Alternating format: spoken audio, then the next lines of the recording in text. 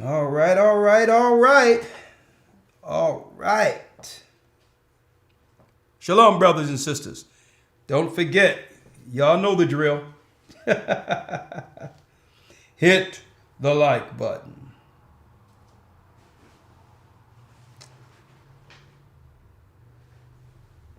We're in for an interesting dialogue.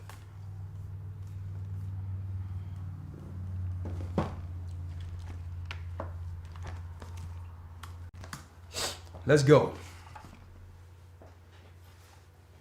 The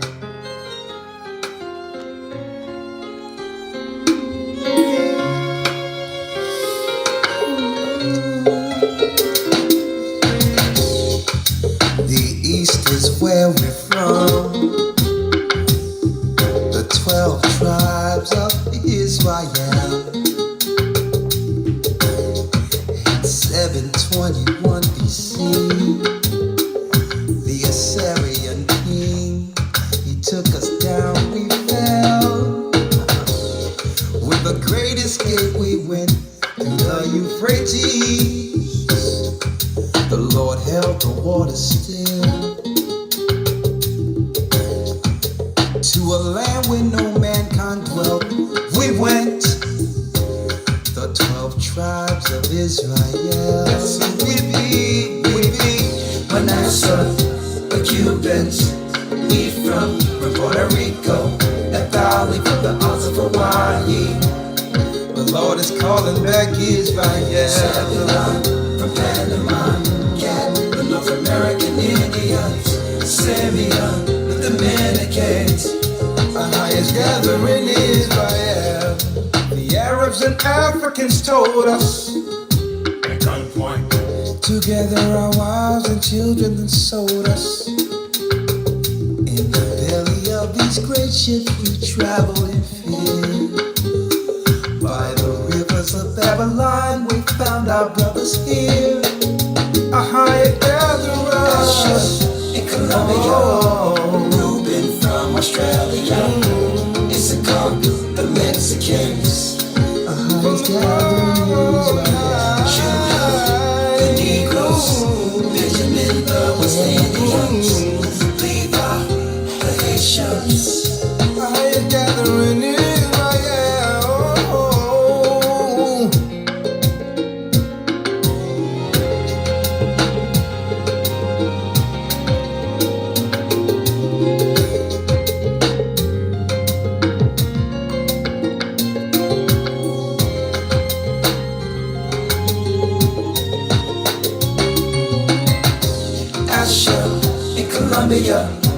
Reuben from Australia, Issachar, the Mexicans.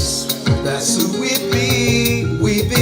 Judah, the Negroes, Benjamin, the West Indians, Levi, the Haitians. Manasseh, the Cubans, Ephraim from Puerto Rico, that valley from the Isles of Hawaii.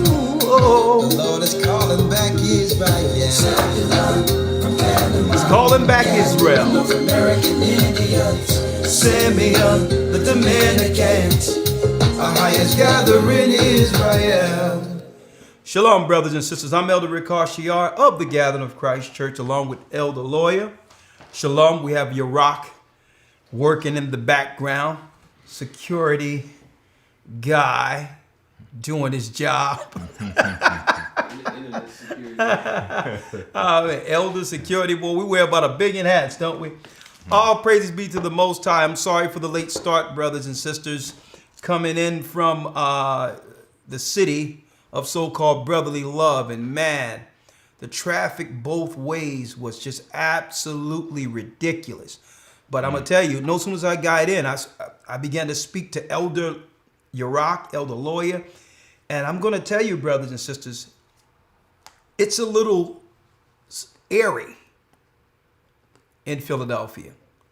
I don't think our people within these cities, our people in general, I don't think they have any idea what's in store, what's being planned against them. It's like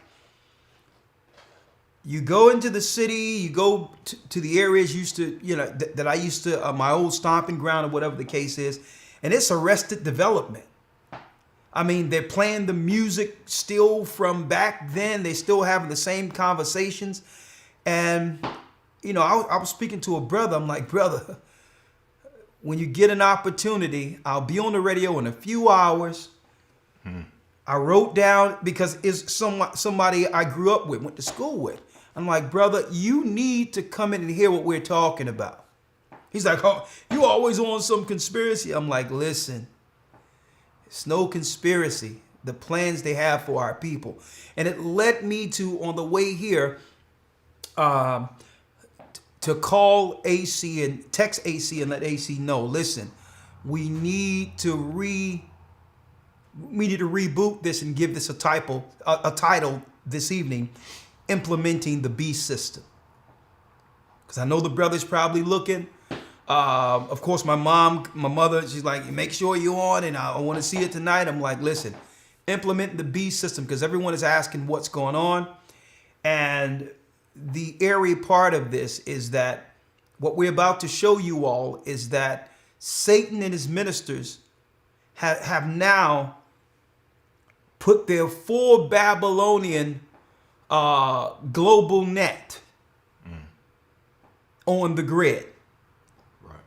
And what's going on is they are actually implementing their system and making it where the only people who can do business, all the in-between business guys are going to be out of the way. And the only thing that will be essential is what they provide, or those who are willing to do business with them. Get down or lay down. So they're already into their implementation. We're living it right now. Mm-hmm. The question that we have, and that's what I talked to Yirach and the elder about. They are already in their mode, but are we in our mode? Are we sitting back just waiting to see what's going to happen to react and be reactionary to what's happening? Or should there be a transitioning going on amongst us, the righteous, the people? Because if we don't transition while they're transitioning, guess what? You're going to get rolled over. If they're planning and you're sitting back hoping that everything is going to be right or change or back to the way it used to be, you are sadly mistaken. You have to be in front of this. So my question to you all, and we're going to give some biblical perspective and answers to this, but my answer is, my question to you this evening, and if you haven't thought of this, reflect on this question and begin to act. Right? Since this whole thing has happened, how has it affected your life? We're going to need to know that tonight. As far as your job, your opportunity to actually capitalize in a capitalized system. This is capitalism. But do you notice that the channels to be able to capitalize like you used to are closing in or closing down altogether? You notice that everything is getting tight. So my question is, I need to ask, what scenarios are you in now under COVID when it comes to your job, your child, your family, your relationship, your abode where you live? Has anything changed? Has anything changed? And what has been your transition in adjusting to the change? Or have you just received your COVID check, sat back, just to wait until the storm pass or the election pass in hopes that things go back to the way things were? Because, hey, if you're just sitting back hoping that your phone going to ring or there's going to be a life change, or Elder Lawyer, God is going to come in and give you an idea on what to do when he's been speaking the whole time through the word, through teachers. So are you sitting back and thinking that God has this? God got it, and the only thing I have to do is wait and react? Hey, what is the enemy doing? Now, there's a lot of things we want to talk about today, and I got Elder Gabar on. I have him on Zoom. We had to set that up, so I'm glad that's working fine also. But I'm going to bring him in. We have Elder Gaja, who's going to come in through Skype, and we have you all, 515-605-9327. Because while we're just sitting on our hands, let me show you what they're doing. Check this out. Check this out. Elder Lawyer, I need you to read this for me. Yes, sir. A few years ago, we reported on CERN and how these Satanists were dancing around the CERN machine. What a lot of you don't know is CERN is directly connected to the space program. And what they found is a part of the base of the original Tower of Babel.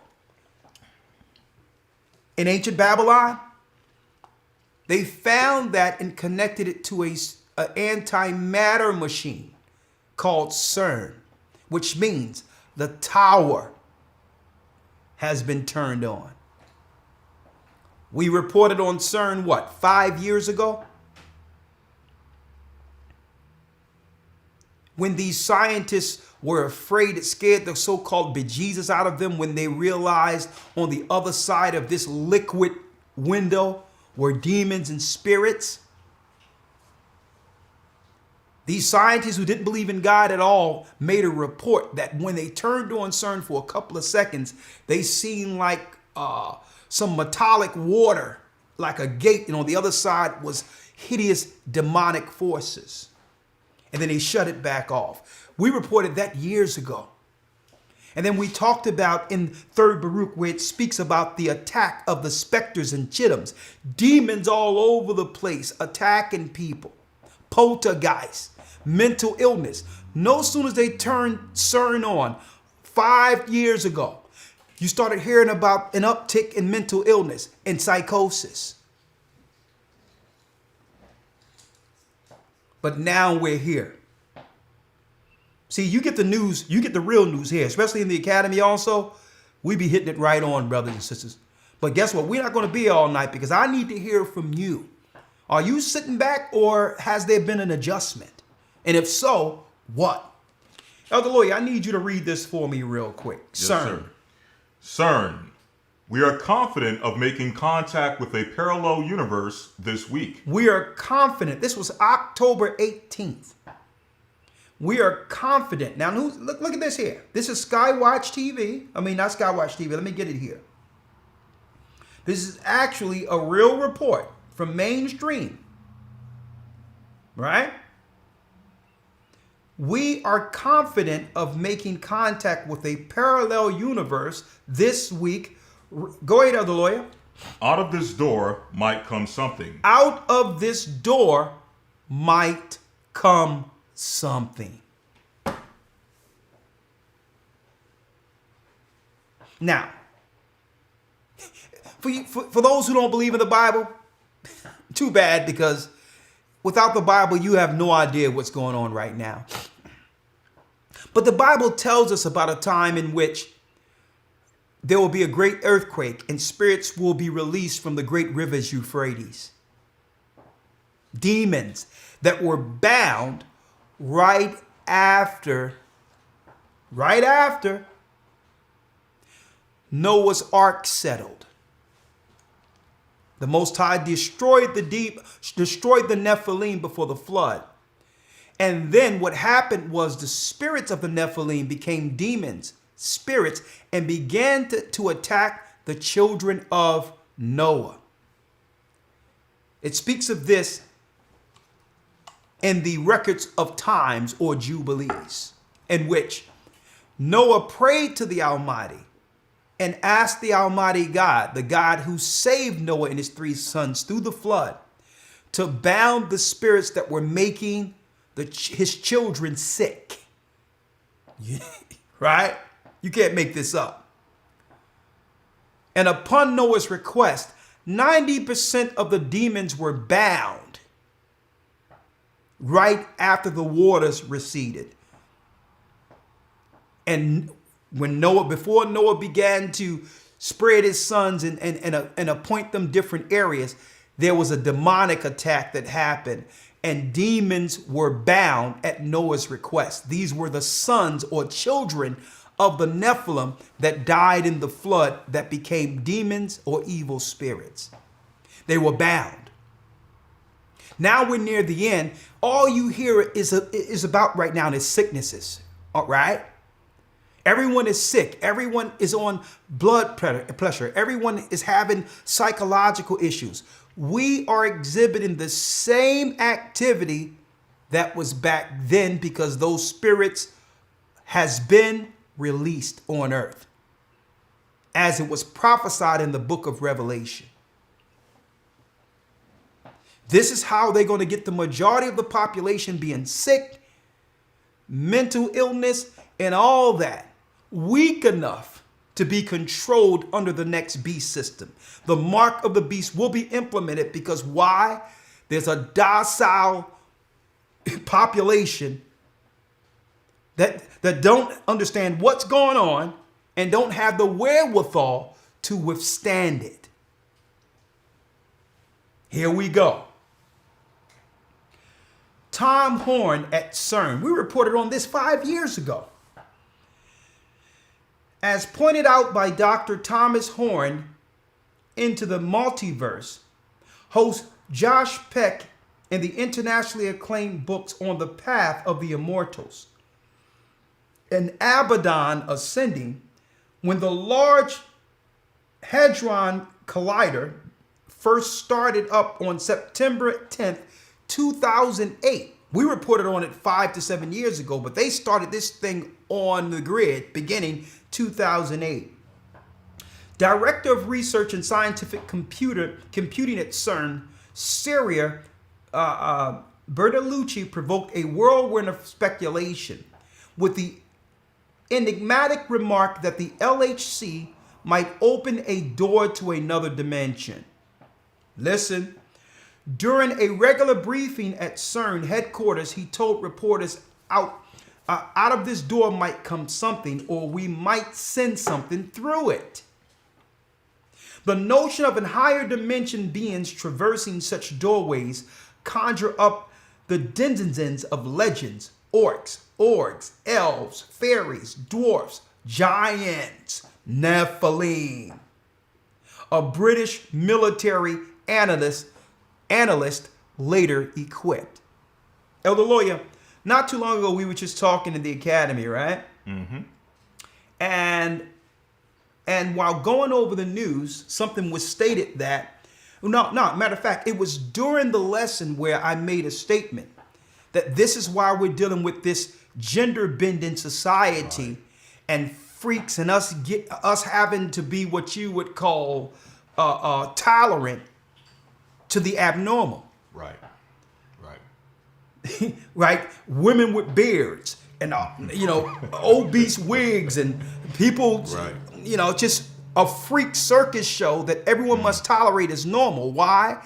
Because these beings, these evil beings, are now amongst us, folks, whether you want to understand it or not. Mm-hmm. That's why they had to confuse the whole world so that they can now operate amongst us. And at the same time, they're looking to get everyone sick, just like before Noah, and oppose the righteous who were born in this earth to judge them. And guess what, folks? It's not the elite powers that were born to take these people down, to take these beings down. This is why they've been against us since the beginning, folks. We are the image of God. The poor people that are suffering in these ghettos in Africa and Puerto Rico and different parts of Mexico and all that, the poor people that were suffering under the Roman Empire, we were born in this time to stand with Christ to judge the evil. So the question is, what are you going to do? Because they are progressing their plan. I mean, it just said right here, right out. October 18th, 2020, that we are confident in making contact with a parallel universe. And people out there talking about Trump and Biden.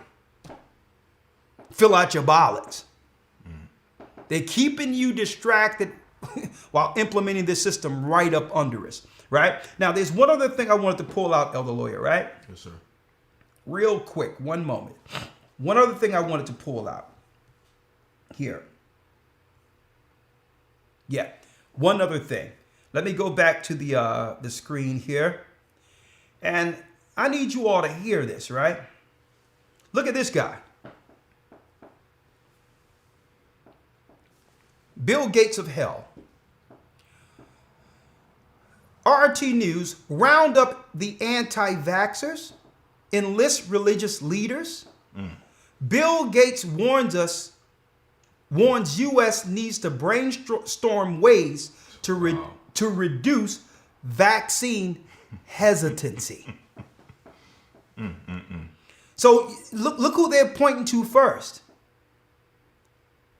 Should we enlist? That means draft and pay religious leaders to teach to their parishioners and those in their congregations the efficacy of vaccines, and that make them believe that God is behind the vaccine. Here we go. And in this article, see, in the article, I'm not going to read it all the way because we're going to wait till the news because there's other things. I want to hear what you're doing in the wake of all this. A lot of this news we're going to pull out in the academy anyway. But they're talking about rounding up the anti-vaxxers. This is a pharmaceutical, pharmakia sorcery. This is a pharmaceutical, a pharmakia assault on the population like they tried to do during the time of Noah.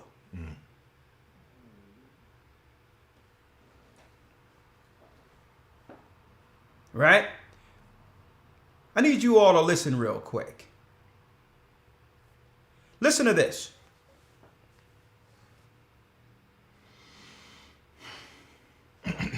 This is something from Breakton. I need you all to check this out.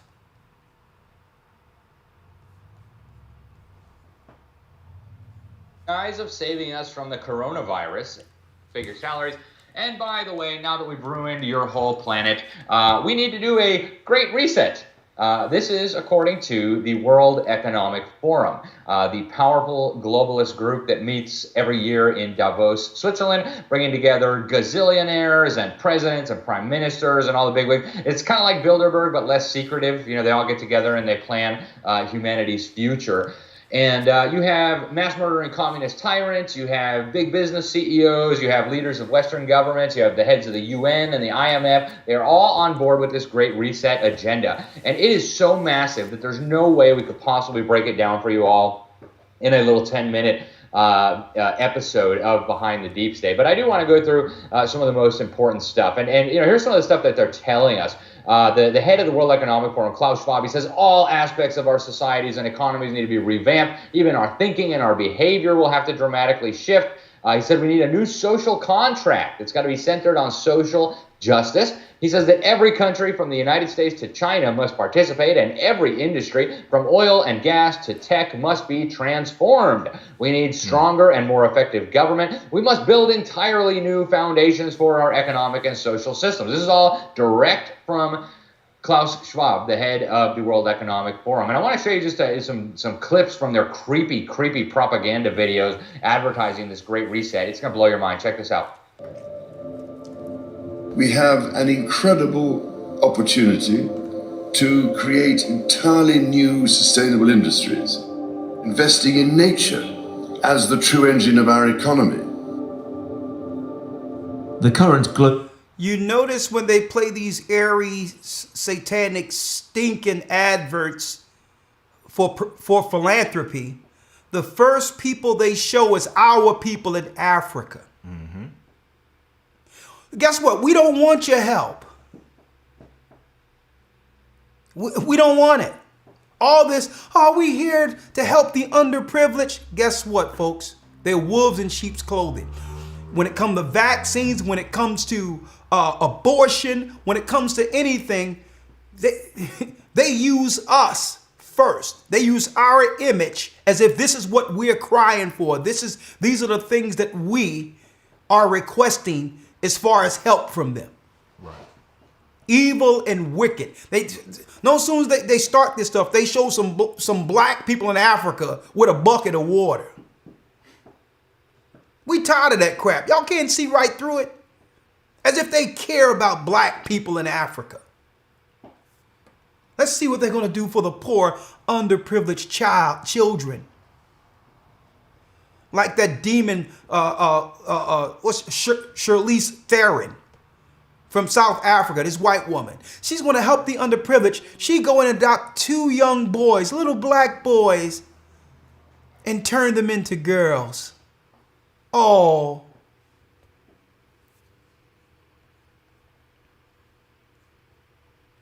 crisis has disrupted every aspect of our lives, but it has also presented us with an extraordinary opportunity, a chance to reset and accelerate efforts to improve the state of our world. Changing our current trajectory. Hey, lawyer, I thought this was about a flu. I thought it was about a cold. Right.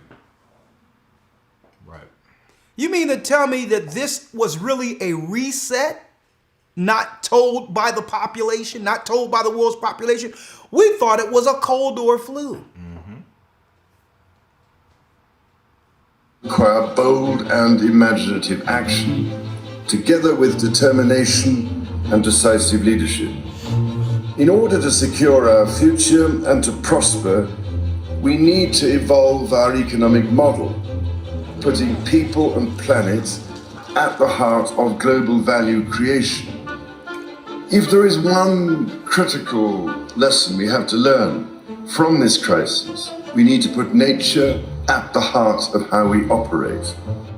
We are on the verge of catalytic breakthroughs that will alter our view of what is possible and profitable within the framework of a sustainable future. We need nothing short of a paradigm shift, one that inspires action at revolutionary levels and pace. We simply cannot waste any more time. The only limit is our willingness to act.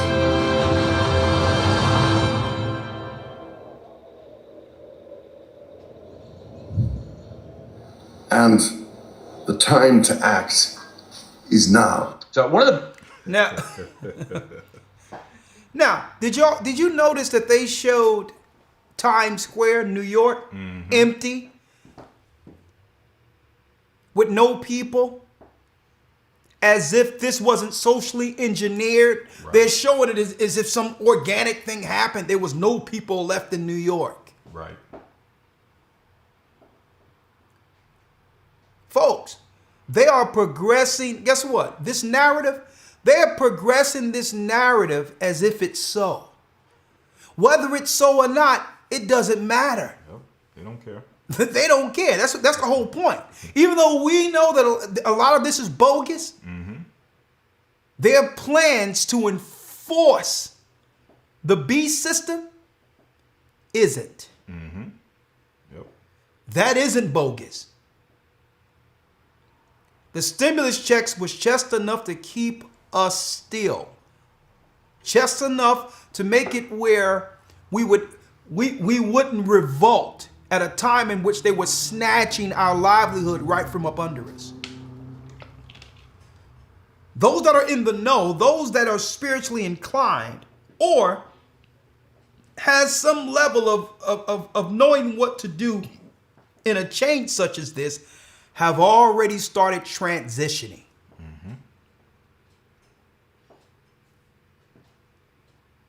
So are you just sitting back? What are you doing?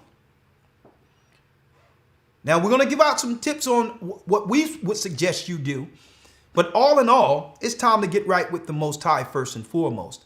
But there is some physical activity that must go down when it comes to getting, I'm going to tell you, getting totally focused on transitioning your family in this time.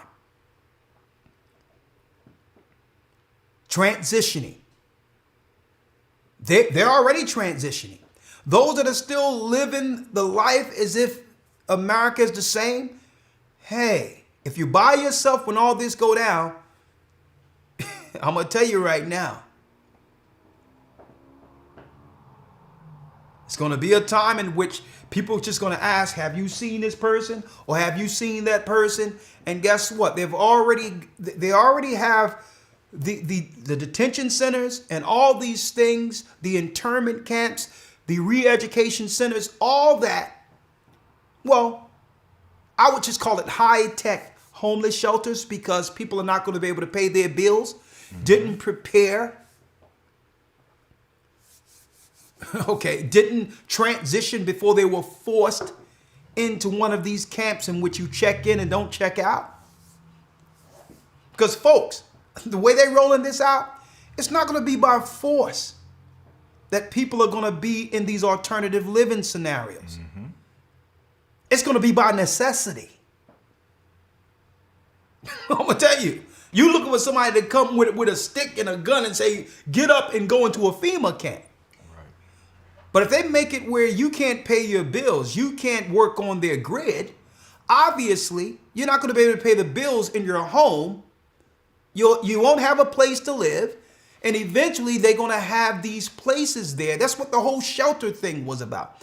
The shelter, the tent cities and stuff you're seeing out there in the cities right now, in the major cities with people in tents and all that. They're going to make this thing look like a utopia. How they're going to invite all these homeless people into alternative living better than they've ever had before. This is how they're going to transition it, folks. The same way that commercial was is how they're going to make everyone accept checking into their own demise. Now, eventually, they're going to oppose the righteous. We all know how it goes. But not before they herd in those who would easily acquiesce. And I'm talking about it's going to be millions upon millions of people with no spiritual direction who will acquiesce. Anything, lawyer? Yes, sir. Go ahead. If you remember going back early on, while everyone was, running with their hair on fire and getting caught up in the whole narrative of COVID, when people actually thought it was a real thing, we were mentioning that this was not what people were, or what people thought it was. It's not about a disease or a sickness. This is about a reset. And during that time, that concept of this actually being a reset was that was conspiracy theory. Now it's the official term that they're using, or the official language that they're using to detail how they're switching this thing over. Exactly. They're actually calling it the Great Reset. And we said we said it was a reset. Exactly. From But the go on, start. sorry, From the go on. start. But now the question is, how are they going to accomplish all of these things they're mentioning in the video? I mean, it sounds good. They put it together nicely, beautiful imagery and all those things. But the question is, how are they going to bring together a new paradigm shift, as it was mentioned in the video? Yeah. How are they going to bring about a great reset? Yeah. So those are the things you have to think about. What changes are going to take place in order for that to be accomplished as they're putting it forward? Exactly. And so if they're working and transitioning, and their transition, whatever they're planning, will directly affect all of us. So we should be, before prophetically understanding what the Most High says, we should already be in transition. Now, of course, the church is in transition, We're telling people what to do as far as storing food and things of that nature.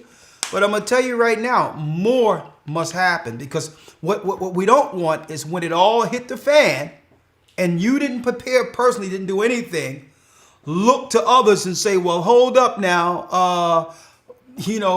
I'm GOCC, I'm this, I'm that. Or nah. The whole thing is 5 wise virgins and the 5 foolish virgins. Faith without works is dead. We're going to all have to bring something to the table to sustain one with another.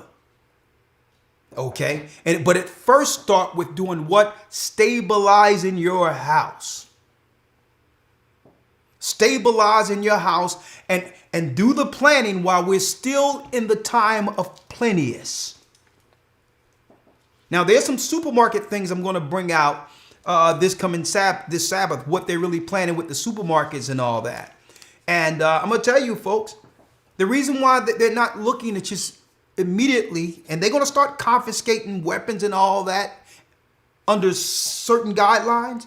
But the reason why they're really not going to force the overall United States gun grab is why you cannot eat a bullet. Mm-hmm. I don't care how much weaponry you have. It's going to come a time where when things get tough, you're going to give up all of your arsenal just for a bag of rice. Right, exactly. And they know that. They know that. It happened during the time of Egypt. When there was a 7-year famine. Yep. All the kings, all the rich, all the powerful were bringing in all their resources, their swords, their gold, all of their resources just for a bag of grain. Elder Lawyer, I see you pulling out something. What you have? Yes, sir.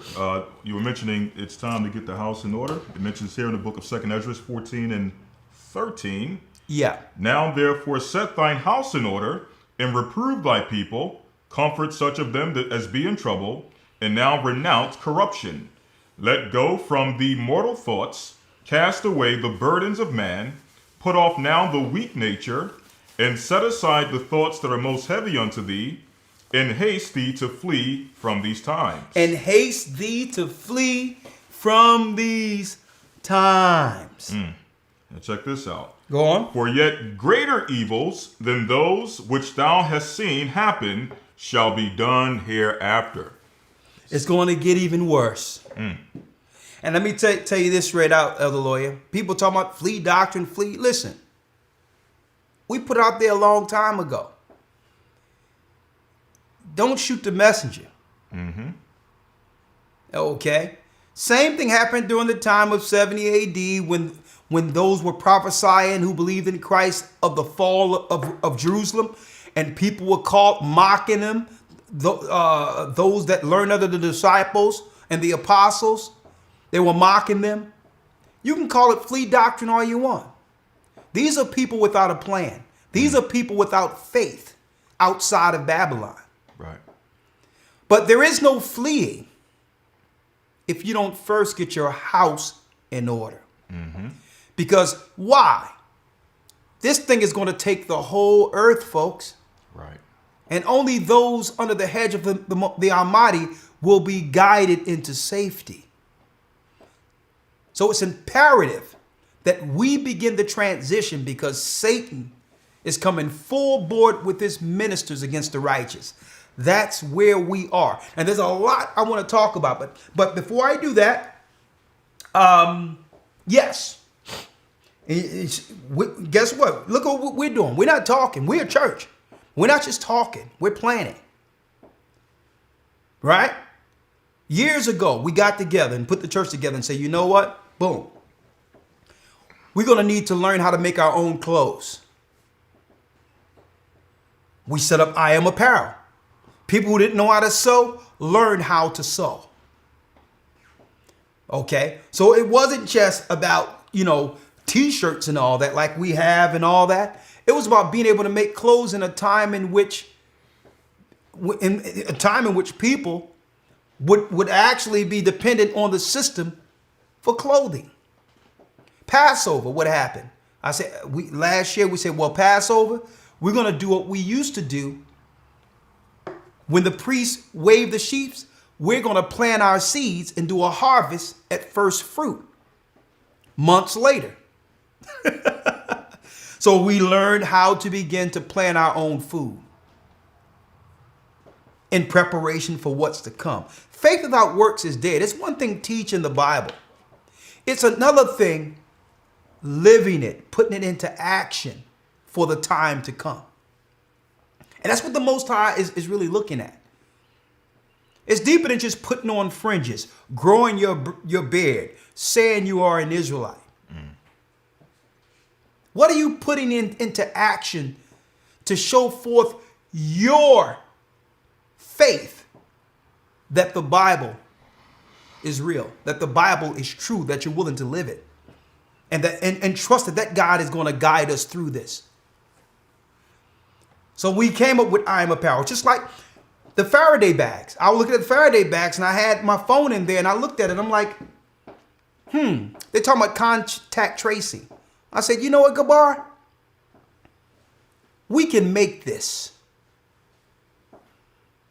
Why would we drive all of our finances into a corporation that's not helping our people when we can make our own cell block? That's what we call it. Cell block.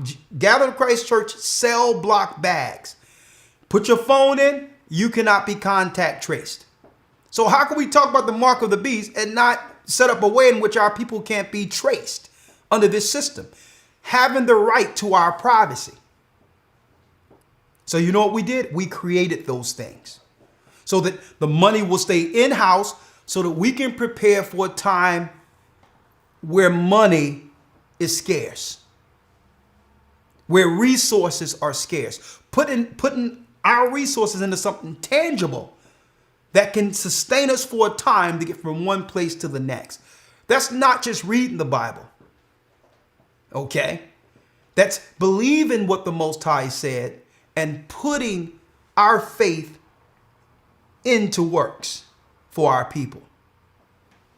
So you must do the same, because it's not us. We are a body. Like I said, if I'm saying, well, listen, make sure you have a month, 2 months worth of rations of food or whatever the case is. When we all come together and just say you haven't touched much of your food, and we have 100 people, 200, 1,000 people, we have a food bank. We can ration enough to feed people on land for a specific amount of time while we're actually getting them out of the way of harm's way into safety. That's what it's about, folks. That's what it's about. It's not just about reading the Bible. Right? You show me your faith and we'll show you our faith by works. Elder God, let me bring in Elder Gabar. Elder Gabar, where are you there? Elder Gabar, you can take your mute off. Elder, how we doing? Coming in clear? You're loud and clear. I like this Zoom thing. I kind of like this. Yeah, I see you, Gabar. The next level stuff, yeah. So praises. The stocks went up in Zoom. I wonder why, but it's using this. But yeah, it's profound. That I think I got sent another video today from some brother that was with the church, and he's now I guess a Constantine Christian. And it's funny how to see literally the defeated spirit that you have when a brother leaves the church, and that when it comes to like even the doctrine, and they go back to that docile type of teaching or understanding of like just believe in the name of Jesus and believe in Jesus, and it doesn't go further than that. That's what matters, just Jesus. And it's like the simplicity of Jesus, and just that's all it matters. As if this book is not, I think 65% of the book is dealing with prophecy. And Christ most of his parables was dealing with anti-prophecy. So how are you going to just ignore the number one topic of this book? Prophecy. The Messiah said, watch, therefore, because you don't know when the Son of Man is going to come. And when you see all these signs, prepare. So I really don't understand why people got this, this docile attitude, especially within the Christian world, because the Christian world, they rarely talk about prophecy unless it's talking about the state of Israel. When it's politically, necessary, right? But half the time it's all about just believe in Jesus, go back to sleep, and then, one of them may send a video of us, well, this group is preparing and they're getting ready. Don't worry about that. Just go back to sleep. So it's profound to kind of see the seeing people that were at one point awake and go back to sleep and use the same jargon of don't question anything, don't worry about it. The ships is gonna get us, right? You got within the Christian world, you got the left behind doctrine, right? The church is gonna be beamed up, and in the Israelite world, you got the slaves, you got the ships gonna come get us before the nuclear destruction. So both groups, if you look at them, they're talking about don't do anything. But all through the scripture, Christ was talking about if you prosecute and you be prosecuted in one city, go to the next. Okay, watch, be harmful as dove, harmless as dove, and wise as serpent. Why, if it didn't matter, why Christ was preparing his disciples to be wise as serpents? So it's asinine and it's confusing, to see the Christian church not dealing with these tough issues. And I think the reason why they don't want to deal with these tough issues is because they're afraid if they open that Pandora box, dealing with prophecy and how the end time is going to come, there may be some doors that they won't be able to, to close. Hey, Gabar, on that note, right? To me, and I understand because Elder Gabar, we tend to have what you would call a serious spirit of care and empathy when it comes to brothers who have labored with us. But I'm gonna tell you, I'm in a lot of people might think that I'm insensitive and I'm not as caring. I would rather them show me who they are now than to be amongst us when it's time. Because the Most High says he would send for fishers, then hunters. We did our job. We brought them in. They requested to be baptized, and we baptized them. We ain't do nothing to them. So, and it comes down to Christ built his church on who? Peter. Peter said this would happen. Let me read this. It says here, and that's why you were perplexed, wondering why they're going to send you a note that says they're just dealing with the simplicity of Jesus. Nah, they're super simple. They're trying to use Christ as a cloak. Christ isn't in them because Christ wouldn't ever teach a spirit to betray your own brother. Exactly. To not go to your brother if you have an issue. So nah, they're not in Christ, but they're simple. Peter wrote this. 2 Peter 2:20. For if after they have escaped the pollutions of the world through the knowledge of our Lord and Savior, Christ said he came for the lost sheep of the house of Israel. Now you're going to forget you're an Israelite? Christ said he came not to destroy the law or the prophets. So now you're going to eat pork? You think you're going to hurt us by doing that? Right. You think this is affecting us by you going back to your own vomit? Let me read this here. For if after they have escaped the pollutions of the world through the knowledge of the Lord and Savior Yeshua, they are again entangled therein and overcome, the latter end is worse with them than the beginning. For it had been better for them not to have known the way of righteousness than after they have known it, to turn from the holy commandment delivered unto them. But it is happened unto them according to the true proverb. The dog is turned to his own vomit again. And the soul that was washed to her wallowing in the mire. Right. Which means a pig wallows in mess. And those that are over the mire spray the pig off, make him clean because he want to be clean after being swine, and they go wallow into the sin or the muck that's called Western Christianity and think they can cloak themselves by just invoking Jesus. So what we're saying is, what you dropped, Gabar, was how can they go into the Bible and not understand prophecy? Gabar, I'm reading their prophecy. We're reading their prophecy. They are the ones who came to the light and seen the righteousness of the truth and turned back to the mire or the wallow like a pig, like a dog that throws up his vomit and go eat it again. Christianity has never served us right. And when you go back into that, that proves you weren't with us from the beginning anyway. Yeah. Yeah, I'll leave with this, Elder.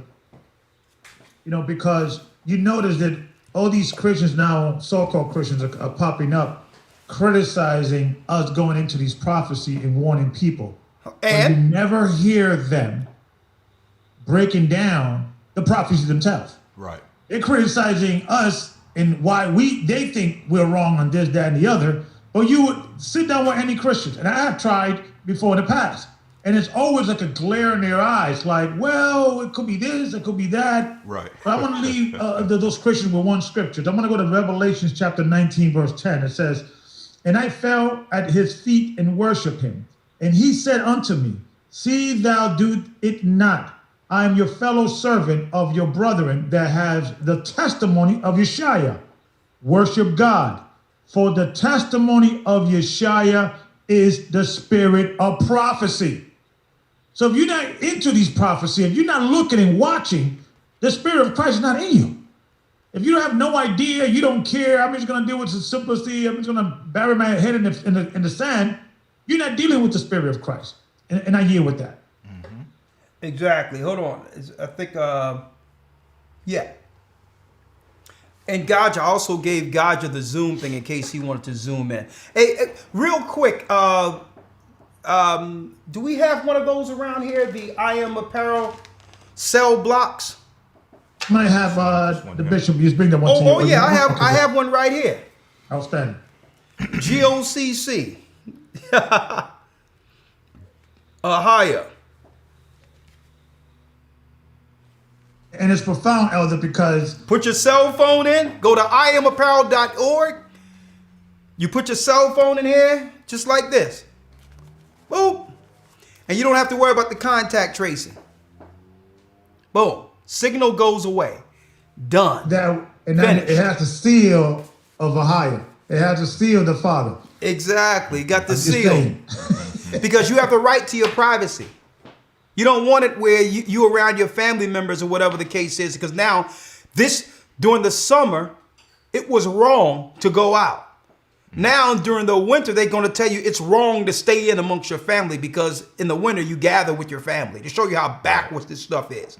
So you don't want them loosely connecting you with another person who may go down and get a COVID test, and by default implicate you as a suspect.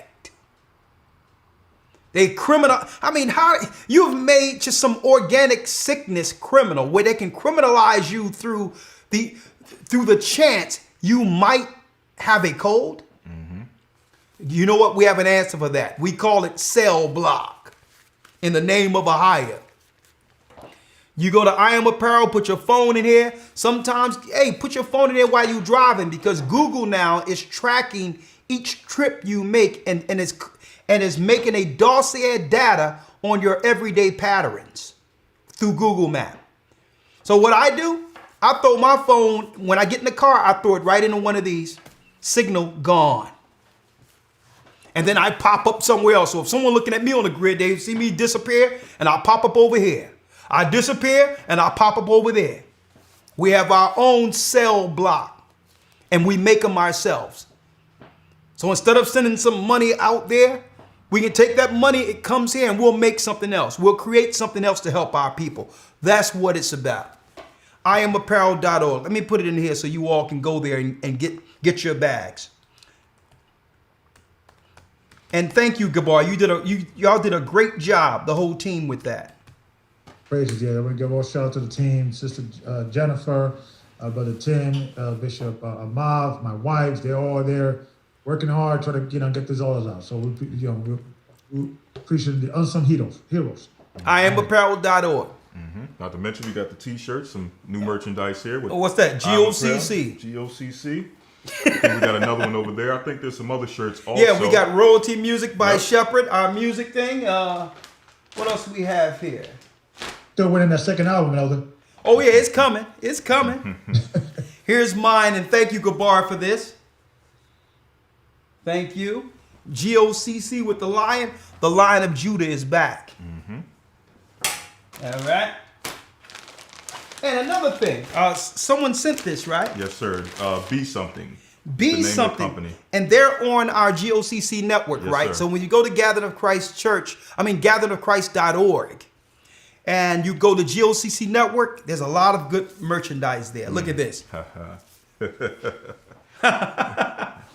I voted for Christ. That's right. There, cash your ballot. You don't have to mail it in either. That's right. You drop to your knees and it goes right there. The beautiful sisters, man. Be Something. Check them out. They're doing powerful work. All praises be to the Almighty. And again, that's right. I wanted to put this out there before we open up the lines, so that you can let us know what is your transition through all this. What are you doing now that you realize that the beast is fast tracking their beast system against you? What are you doing? What adjustments have you made? And we want to talk about this. Don't talk about you talk to your family and they not listening and all. Nah. The kingdom is for a few. Yeah, we out that time. That time is done. What are you doing? Right. Not you waiting around for someone else to do something. There'll be two grinding in the mill, and he'll take one. Okay? There'll be two on the rooftop, and he'll take one. So these are family members, not what I'm not waiting around. Yeah, family member. Oh yeah, put down the swine sandwich so we can talk about Right. what to do in time of trouble. Right. No.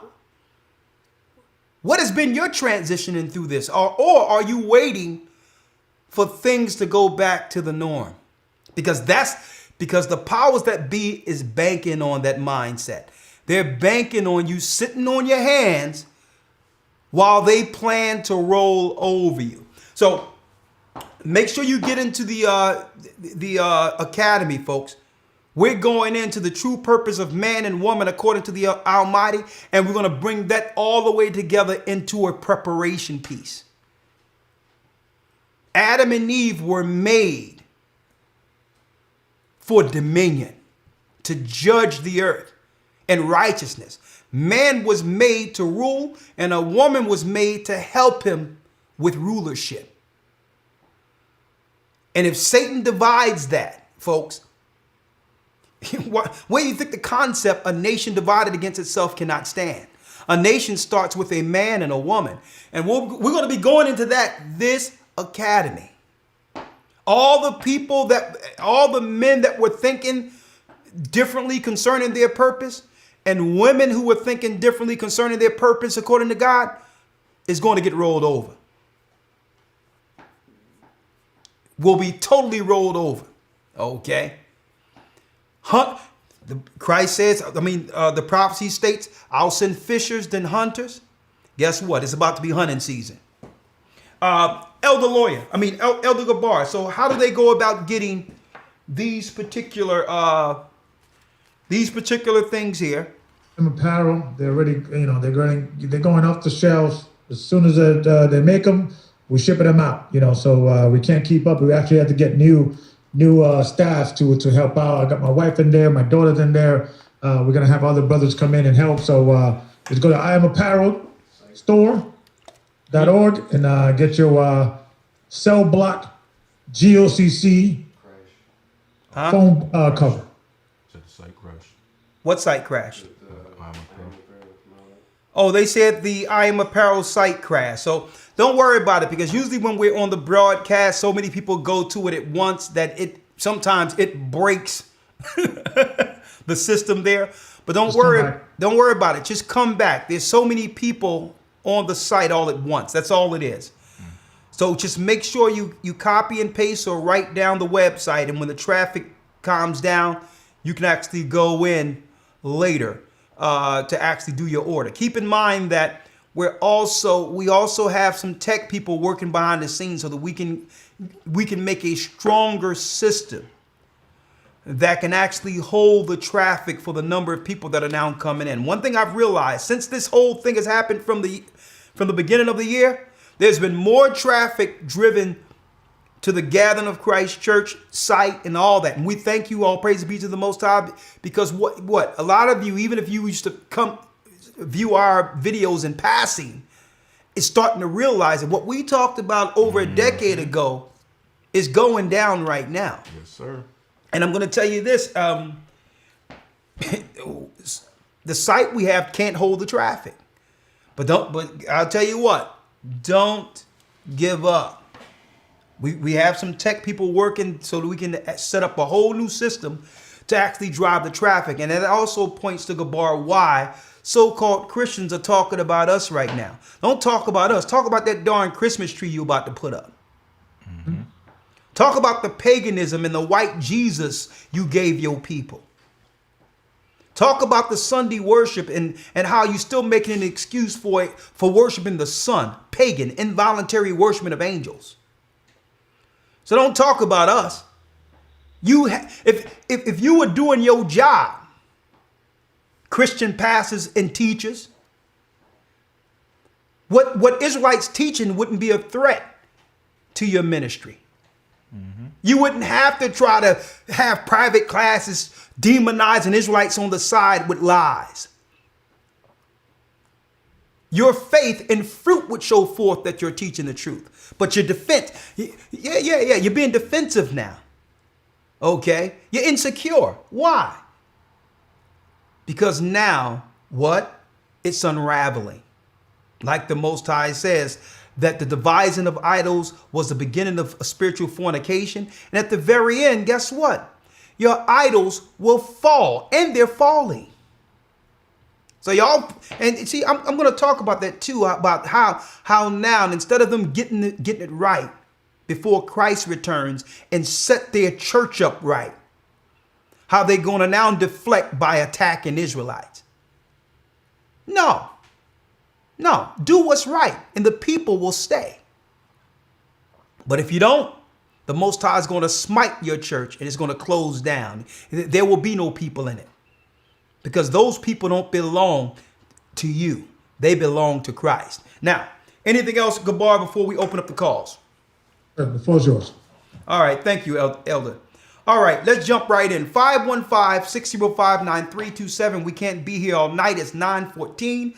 We're going to start off with 331. You see the implementation of the B system.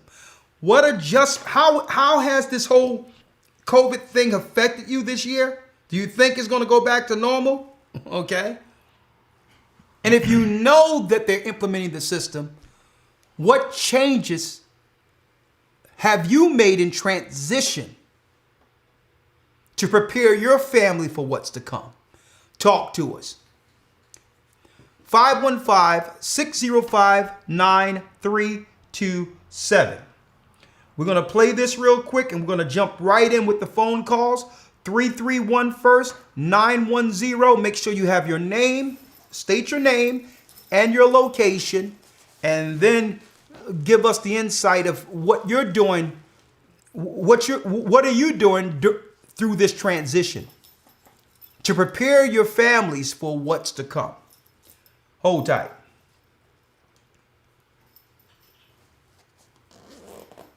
Bible. The Bible. Is it hard to understand? When it comes to reading the Bible, the first thing that comes to mind is the fact that this is the Word of God.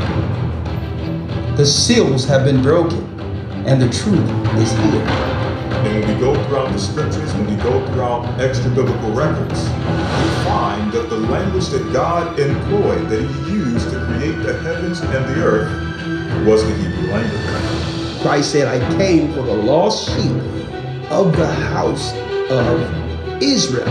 But yet no one, no religious leader, no religious church out there anywhere can now identify the 12 tribes of Israel. Can we? God is quite simple, but it seems as if man makes understanding him hard. What are those mysteries? The truth of your book. Our book. That's right. And the truth will make you free. The Hebrew and Bible Academy. You're invited. Whoa. I'll tell you what. We're going to show the Roman Empire Esau holding the scarlet dagger. How they've always planned from the beginning. They've always they always devise plans to kill our people. Esau did. During the Persian Empire, he devised a plan. Antiochus Epiphanes trying to devise a plan to kill us off. Teaching us to denounce God's law. In every plague that they've pronounced throughout their Roman civilization, the Black Plague was no different than what you're seeing with COVID right now. They always use diseases to go in our neighborhoods and to destroy us under the guise that a disease were there. And they would use the disease to say, well, a plague broke out. And that's what happened to the city. And really what happened was they would send in mercenaries to kill us in towns, kill our women and children, and say, don't go into the city because a plague is there. They always use plagues throughout time to hide their true imposition and warfare against us. The Black Plague, when they talk about the Spanish flu, when they talk about COVID, these are code words to quarantine us, to make the others in population believe that there's a disease in the area, so when they come in to kill us, no one will go in fear of catching the disease. They've always done the same thing over and over and over again.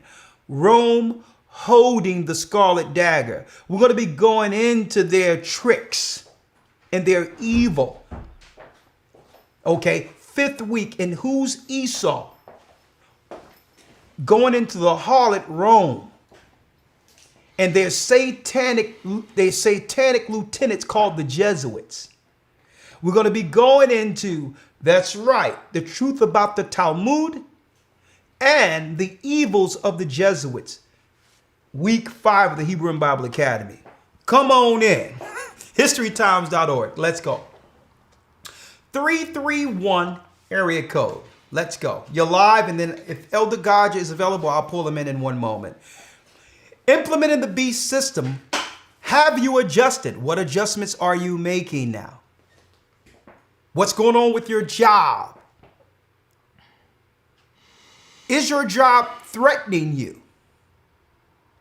Okay. Are they threatening you to take tests or whatever the case is? And if so, knowing that you may soon not have a job, what plans or what are you implementing to feed and protect your children through this? all these things. Just let us know. 331 area code. Shalom.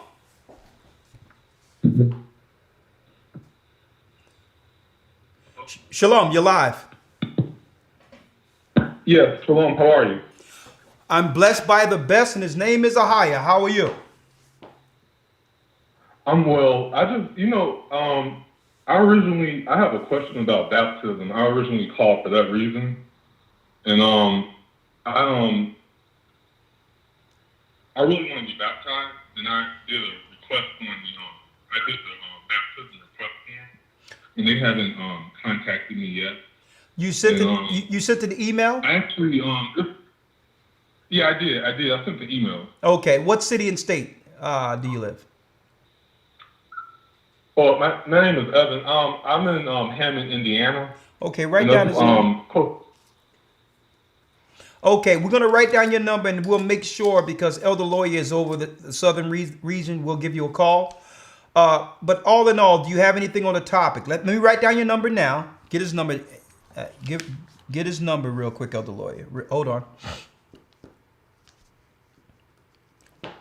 I told Elder Lawyer every time I see him with that pen, that nice pen, I'm like, yo, that pen looked familiar. But he said he ordered one, so it was Yes, okay. sir. I'm gonna find my pen. The pen is nice, ain't it? Yes, sir. Yes, sir. Nice and heavy. Yes, sir. Absolutely. Lord have Be mercy. used for many things. Mine is missing, but it's okay.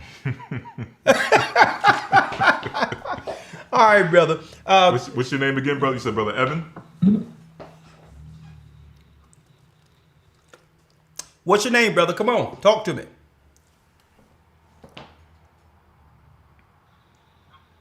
And Elder, we lost a brother. I'm actually overseeing Indiana. We Okay. have Zoom classes in the morning Saturday, so you could just form that brother information. I'll block him in. All right, thank you, Gabar. Gabar is going to call you if you're in Indiana. Yeah. I was just say so that we don't have Okay, thank you. People saying I need to, get that done. Just keep in mind, there's tons of people right now trying to get baptized. Yeah, there's been an inundation Yeah, all at yeah. once. It's not that no one.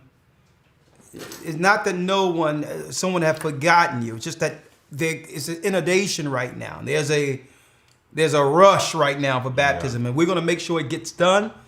But just work with us, because if we open it up and take his number, then it's going to shift to baptism time. Right. And if I could just give some insight on that, I have the notifications for the baptisms email on my phone, and literally, it's GOCC baptisms plural at gmail.com. Literally every minute, at least one or two emails are coming in for baptism requests. So they are coming in, and we have a system in place in which they're being sent over and forwarded to your local regions. But they are coming in by the hundreds, maybe even by the thousands daily.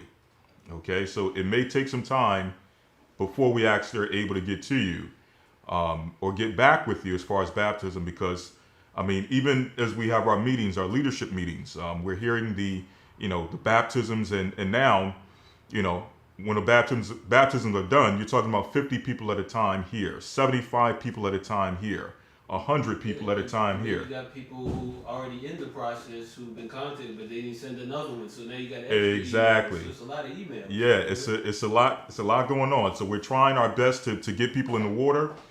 Just be patient with us, and we'll get to you as quick as we can. Thank you, Elder Lawyer. Yes, sir. All right, let's go to the next call. 910 area code 910. Implementing the B system.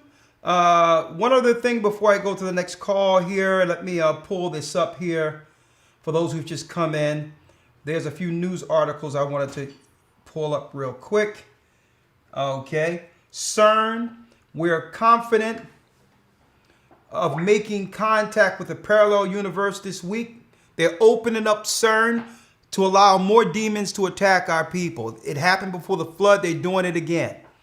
So this is why they really want to push these vaccines, is because these vaccines are neurological poisons. They attack your brain, and these spirits that lie dormant takes power over your vessel. So it's deep. This vaccine thing, man, I'm telling you, it's sick. It's sickening. It's an attack. And it's part of them implementing the beast system so that these demons can get host. So, hey. One moment here. There's some other news that I have, but I'm going to hold that until later. Let me get down. Let me get your calls. 910 area code. Shalom. Shalom, your name? Shalom. My name is Debbie, and I'm with the Carolinas Body, North Carolina. Okay. All praises be to the Most High. Talk to us. Yes. Okay, so I am a nurse, and I work for the state of North Carolina. I work with exceptional children, which are special needs children in the school system. The children are not in school at this time, so they are teaching us to contact trace. They are teaching us online how to contact trace and what is needed to contact trace. They are telling us that people in their homes need to distance. They are telling us that family members, if they are positive for COVID, need to quarantine from their own family members. And we are supposed to tell them, a husband, to quarantine from their wife for 14 days to separate. They're also, my husband works for partial government. He works for the railroad. And eventually what they want to do is have us test for multiple times within a week in order to keep our jobs. My husband and I have started a catering business that caters to the body. And thank all praises to the Most High that has been successful, so that if we had to stop our jobs, that we do have that catering business. Also, the Most High has put it on us to start growing food on our patio. We live in an apartment, and we started growing food and herbs on our patio. Good. We have encouraged our family to baptize. We have Faraday bags for our phones. We are very aware of point A to point B situations. The contact tracing is very serious. From what I have learned during seminars, it is very deep. They're very contradictory of what they say regarding COVID. But eventually they want students, when they come back to school, to test every time they come into school, and teachers and nurses. This is something that I do not want to do, and so we have put some things in place. Also, my husband has gotten his passport, his U.S. passport. For myself, I am not from this country, and I am not able to get a U.S. passport. However, for those who are not from this country, and especially from not Hispanic origin, what I did was I contacted my country and ordered my birth certificate. When I got my birth certificate, I contacted the embassy of my country in the United States. They told me how to get a passport to my country, so that if I need to leave the United States and keep in connection with the elders, I can leave. I can't come back, which I wouldn't want to come back anyway. But I would have to stay in connection with the elders, but from my country, I can go anywhere in the world. So I just wanted to say that those people who may not have said anything to their elders because they're from a different country and they can't get a U.S. passport, contact your country, get your birth certificate, and contact the embassy here. They will tell you how to get a passport, so that if you leave, you may have to go directly to your country, but if you stay in contact with your elders, you can connect wherever we need to be in the world. And that's all I have to say, Elder. Okay, well, thank you, sister. And let me place you on hold. And you know what? At least she's doing some preparation. Her and her husband is moving with some implementation, the best they can to protect, their children. Now, what I would say, sister, is number one, always try to seek some legal advice when it comes to things like that, passports or whatever, especially in the wake of the voting system now and what's going on with the voting, with them not getting our vote like they would like to. Without the black vote, there is no Democrat Party. Straight up. Right. And they know it. That's why they've been using black people as crash dummies for the Democrat Party since its inception. While they use us they use us as the barricade to open the door. They get all the resources, behind the door. Right. But since they know that we have stand up and saying, well, no, you can't use us no more without giving us something like everyone else that votes for you. So now they open it up where if you are Latino, what they call Latino, but we know you're 10 tribes. But if you are a non-black citizen who's an immigrant, they're fast tracking citizenship and being more lenient on you so that you can vote. So that you can actually vote to replace the black vote. So any little thing that they have out there that you can benefit from, utilize it. They're trying to make a lot of illegals legal just to vote, just to be able to vote in November. So if you can get in on that, one of those people that they can make legal, then hey, utilize it. That's right. I mean, right? So just make sure you try to get some type of legal advice, immigration legal advice, before making a decision. Some spontaneous decision that you might regret later. I wouldn't initially say just go somewhere, you understand, and not be able to have access in the country.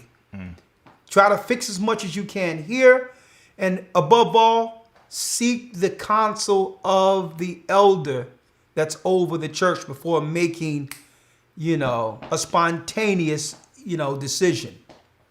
All right, something where you're just reacting, and now you'll regret that you didn't have to react that quick, if you understand. All right, next call, 254 area code. Shalom, Elder. Shalom. Your name? My name is Herbert, and I'm calling from Raleigh, North Carolina. Okay, what you got for us? There's a lot of my mother from Raleigh, a lot of Carolina going on. Talk to us. What you got? Raleigh, North Carolina bodies. Elder, I had just wanted to say, and shalom to you too, Elder Lawyer. Shalom. I just want to say, Elder, I'm one of those ones that when COVID hit, is like a brick wall. Because I was before COVID, just living life lackadaisy, buying cars, just doing whatever we were big enough to do, me and my wife. But it's my fault because I'm the head of my household. And now COVID hit, now we playing catch up. And I listen to you every week, Elder, and I have to tell myself, don't get offended by what Elder say, because he told us this a long time ago. Prepare yourselves and get yourselves together. And now this stuff is here, and we playing catch up. Don't have my passport for my wife or my daughter, and we got these cards and these bills, and it's just like, it's catch-up time now, and it's hard, Elder. It's hard to try to get our stuff together here. Even when COVID hit, it's getting together with the body. When you should have been with the body before all this stuff hit. You know what I'm saying? Now I'm on the Sabbath class on Saturday, trying to play catch up, trying to let the brothers get to know me. I had all that time in the past to do that, Elder, and wasn't doing it. So I'm here to say, it playing catch up is hard. It's hard. Well, brother, it's between a rock and look. It's between a rock and a hard place, right? Because, I mean, to some degree, And here's the tough part about it. And this is why you must endure when it's time. When you hear it, you must endure through it. Because, excuse my French, in this world, especially having to deal that tightrope of satisfying, you know what I mean, keeping up with the Joneses, to satisfy that, yes, sir. It's damn if you do, damn if you don't. So this is where a man has to, no, listen to me. This is where a man have to really stand up. Okay. And that backbone have to stiffen up, because what happens is I've seen times where, and not saying that this is your scenario, where people have a certain lifestyle that they are sustaining, right? All the family is looking at it like, at least you got it going on. You got your job, you got your car, you got finances. You are the example of what everyone around you would like to be, right? But then just like you're mentioning now, that your service to the Most High is lacking. But then I've heard situations where brothers was like, well, I got to step in with, 2 feet, 10 toes down in this work right now. I have to get down with the Most High, regardless of what I've developed, what I've made in this life for myself, and build treasures for what's to come. And I've seen brothers try it and get pushback in the house, because, and it's no blaming women or whatever, but immediately women are security driven. And when a man is making a decision, it's upon her to view that on how it's going to negatively affect her household. I understand that. But I've seen times where brothers will say, well, listen, I can't do certain things or I'm going to lose my family. Okay. Because now I have to give up one of those cars and turn it into something tangible and say, listen, let's stop chasing the Joneses and getting all these resources, getting all these things that are not going to stabilize us when the trouble comes. Right? So what I'm saying is, I hear it all the time. I've been hearing it over and over again, where it be pushback, brothers getting put out of their homes, or it could be the other way around. The woman wants to do right, but the man is worldly. And this is about getting on one accord, not this view of how you need to keep up with the Joneses and have a certain status that you're only a few paychecks away from losing anyway. And that's what COVID has taught us. And this is, and me, I'm gonna be straight with you. Me growing up in the hood and all that, let me tell you, we've learned to live fronting our people. Having a car that we know we can't afford, or only a few paychecks away from losing the car. Thinking that money is going to flow. Hoping that things work out down the line when you're only a few paychecks away from foreclosure. Or having bills come in the red. We've been living above our means, and the Most High is like, hold up now. Absolutely. Hold on now. I've given you that job and those resources, and what have you done? You have built barns. You have built store. And it's the parable of the man that have built a barn and say, self, I've done good, and I'm going to store up more things for myself. And the Most High said, not you, but he said to the guy, thou fool, don't you know tonight I require your soul? You stored up all these riches for the status of this world, not realizing that I'm going to bring this world down and everyone that's invested in it. So, brother, I'm glad that, some people would be ashamed to call in and say, you know what? I was procrastinating. But you know what?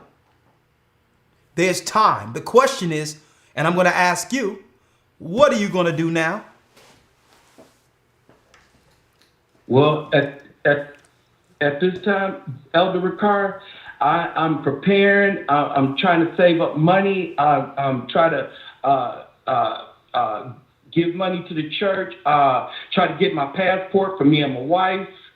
Those are things I'm working on because, Elder, what's the hard pill to swallow is that I've been baptized with GOCC since 2010, and I'm looking at all this time that I've wasted, all this money that I've wasted. We could have been and had all this stuff, but just out there, just doing nothing, doing absolutely nothing for the Most High. Mm. And it's a hard pill to swallow. Now, like I said, playing the catch-up game and listening to you, Elder, I'm telling you, it's sinking in. So, and again, what you asked me, what I'm doing now, I'm trying to talk to my wife, get rid of some of this stuff out of this house, have a running sale, because I got a whole bunch of creativity in me, man. I cook. I got a sewing machine. I know how to sew. I know how to do a lot of stuff. I can quit this job right now and make money with just my hands. I'm a barber with license, but I haven't done anything, and that's just so crazy, man. I tell you, Elder, but I appreciate you because you give us hope, man.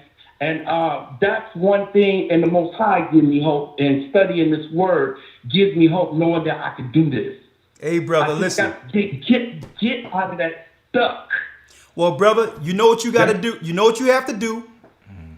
Do it now. Okay. Don't. And what you can't do, you can't sulk in the past and regret of what you could have done. Right. Today it begins. All right. Today you get with the elders there. You get with the bishop there. Put in some work. Okay. Let's do it. All right. Shalom. And I came into the truth. I fought people into the truth. Well, brother, I did, and then. Well, brother, I gotta get to the next call, brother. What we want now? Okay. What we want now? Listen, what we want now is let's talk work. Okay, and I'm gonna because this is what it is, and I'm gonna tell you straight out. While we were doing this work, and Elder Lawyer will tell you, even overseas, we will be in a place as big as this room that I'm in was where we were living. And we would have a curtain when we were overseas with 3 boys, my son, Lawyer, and another brother in a corner this size, bunking in just to live and survive. Okay. Okay, so it's like this. It been times we had nothing. It was times we had nothing. All of us had nothing. And you know what? We never stopped the work. We cashed in anything we had, and the Most High said go, and we did it with nothing. So whatever the Most High have given us, it was on the road after giving everything up to do his work. Instead of us building our own house. As a matter of fact, let's get that in the book of Habakkuk real quick. Let's read that. Let's get that real quick. And Nahum. Haggai. Haggai. Yeah, I'm sorry, Haggai. This is Haggai chapter 1, verse number 3. Haggai 1 and 3. Let's read it. Then came the word of the Lord by Haggai the prophet, saying, Is it time for you, O ye, to dwell in your still houses, and this house lie waste? Is it time for us to worry about our own house, and God's people are suffering every place? And see, and this is why I'm perplexed when people look at and downplay when the Most High said, flee. That's to show you how selfish we think outside of the Most High's plan. You don't think of, by us leaving and going into other places, how many people came to the Most High and is now saved and following God's law because we left. People are so short-sighted. They can only flee doctrine, because you're only looking at yourself.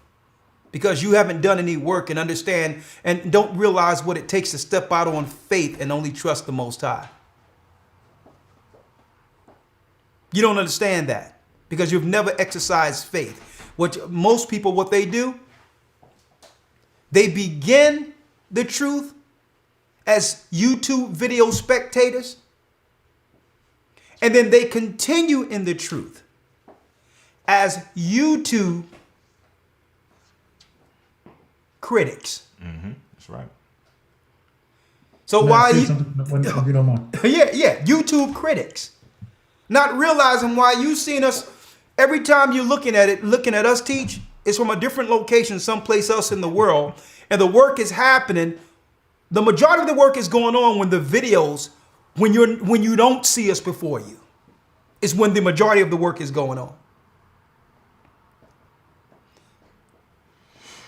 And why you sitting back just thinking that it's just a video show without storing up works. I'm gonna let you in, Gabar. I'm gonna read this and I'm gonna bring you in, okay? No problem. Read on. Verse 4. Is it time for you, O ye, to dwell in your sealed houses, and this house lie waste? And while this house lie waste, you sit back and believe that, okay, this is about me commenting and criticizing what I think I know about this, what I'm viewing, what I'm witnessing. And the Most High is asking, is it time for you to stay in your sealed houses while God's people are suffering in the earth? What works are you doing to help his people? Or did you receive the truth to become a Israelite connoisseur, critic? Read. Verse 5. Now therefore, thus saith the Lord of hosts, consider your ways. So the Bible, God is saying, consider your ways. The Most High didn't put us before you for entertainment.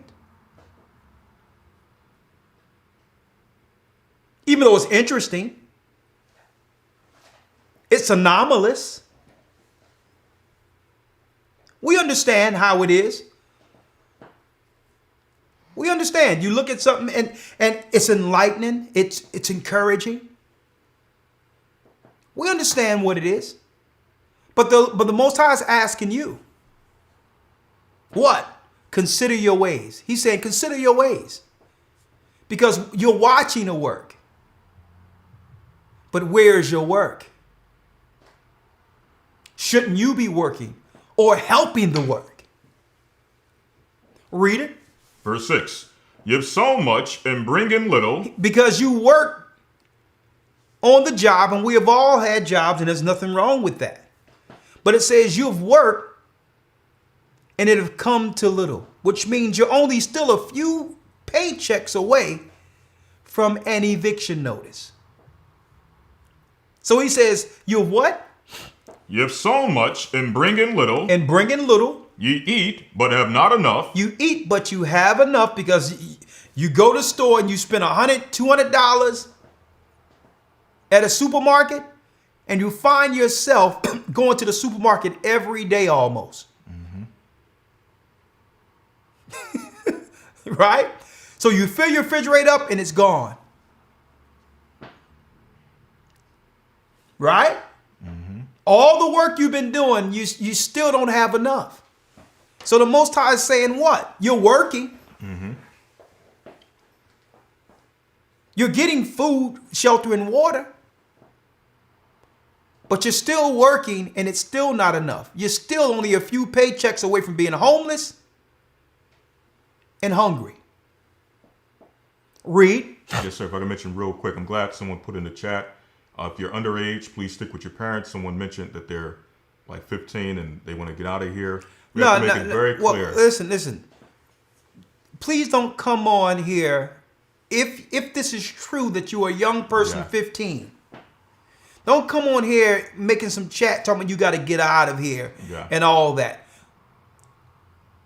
Here's the law of God. Honor thy mother and father. There you go.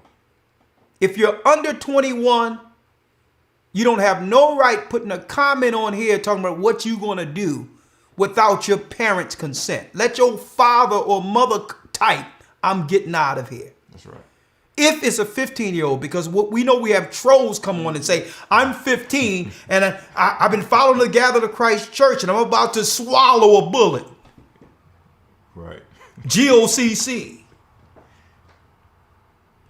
Okay. So no, don't do that, because what happens is, don't you know that law enforcement and all that are viewing these things, and they're going to look at that and take a snapshot of that and say, it's the Gathering of Christ Church. Why this 15-year-old saying that they wanted to go someplace and try to thread together a story. Mm-hmm. Like you had some guy on an agent's video page talking about ex-GOCC went to Egypt because of the flea doctrine. What are you talking about? People travel and go to Jamaica and get kidnapped. They go to Mexico and get kidnapped. Do you blame it on the church they were a part of? Exactly. What are you talking about? So all of a sudden, anything bad loosely due to them knowing us, it's because a grown person made a decision. It's the Gathering of Christ Church fault.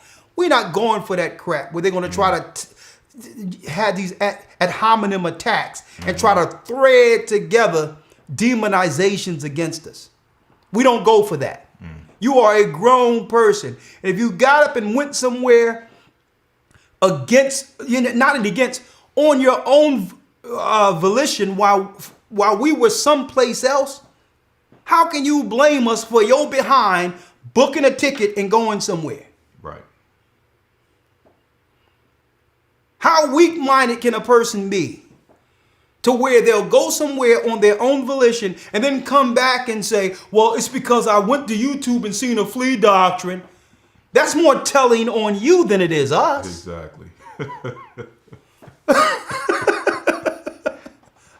Like, what's wrong with you? Finish reading. Yes, sir. Verse 6. You've sown much and bring in little. You sown much and bring in little. You work, and guess what? All the money you're making, it's not enough. It's week to week, month to month. Read. Ye eat, but ye have not enough. Ye drink, but you're not filled with drink. Yeah. Ye clothe ye, but there is none warm. And he that earneth wages to put it into a bag with holes. That means you earn wages to put it right back into a bag of holes. You earn money, and you look back at the salary you thought you made a year later and ask, where did all my money go? Because when we spend money, it goes right back to those who have enslaved us. It's like putting money in a bag of holes. Where other nations, their money circulate around their nations many times before it goes out to another nation. But for us, we get the money to give it right back to the enemy. And you know what? It goes right into a bag of holes. It's like, man, where did my money go? It's like I put my money in my pocket with holes. That's what the Most High said. He said, you did it your way and you still don't have enough. Read. Verse 7. Thus saith the Lord of hosts, consider your ways. Consider your ways. Go up to the mountains and bring wood and build a house, and I will take pleasure in it. And I will be glorified, saith the Lord. So what will the Most High God take pleasure in? It says, go up to the mountain, bring wood, and build the house. Build the house. Build God's people. Come in this work. Do this work. This is how the Most High blessed us with anything that we've received. It's because we done away with anything we had and began this ministry and did the Lord's work. And he put everything on the road that was needed to do this, his will. It wasn't us going and say, well, let me go get me a record contract, or let me go do this and I'll come back and I'll help the work later. The Most High is like, what? Did I show you anything with my son, Christ? He had the Spirit, and through the Spirit, he brought forth fruits. It's not and again, it's nothing against someone having employment. It's prioritizing. You can't have it where that's all your work, with nothing to show forth to the Most High concerning the fruits that should come from your time. If you can sacrifice hours to work and it comes in the world and you work to come to nothing, how much more works must we do for the kingdom of heaven? Is what he's emphasizing here. If we can put all these hours in and overtime in the work, how much work have we given the Most High to help his people, to gather his people? Read. Verse 9, ye looked for much, and lo, it came to little. Yeah. And when ye brought it home, I did blow upon it. He says, when you brought it home, I blew on it. That means you had all these grandiose ideas. As soon as you brought it home, say, this is going to be a blessing. The Most High said, he blew it to its foundation. Because that was your idea on what to do. It wasn't God's. It was to glorify you and not him. So you have all these grand ideas for your own house and entrepreneurship and all that for you, not considering God's people. When if you get on the road with the Most High, he'll bless you for helping his people. And believe it or not, he'll be behind your endeavors because your endeavors was built on the road of faith. See? We do it backwards. We're going to go into the world and think we can do something for the Most High. He's like, whoa, I'm on a throne sitting on I'm in heaven sitting on a throne of fire. What can you do for me?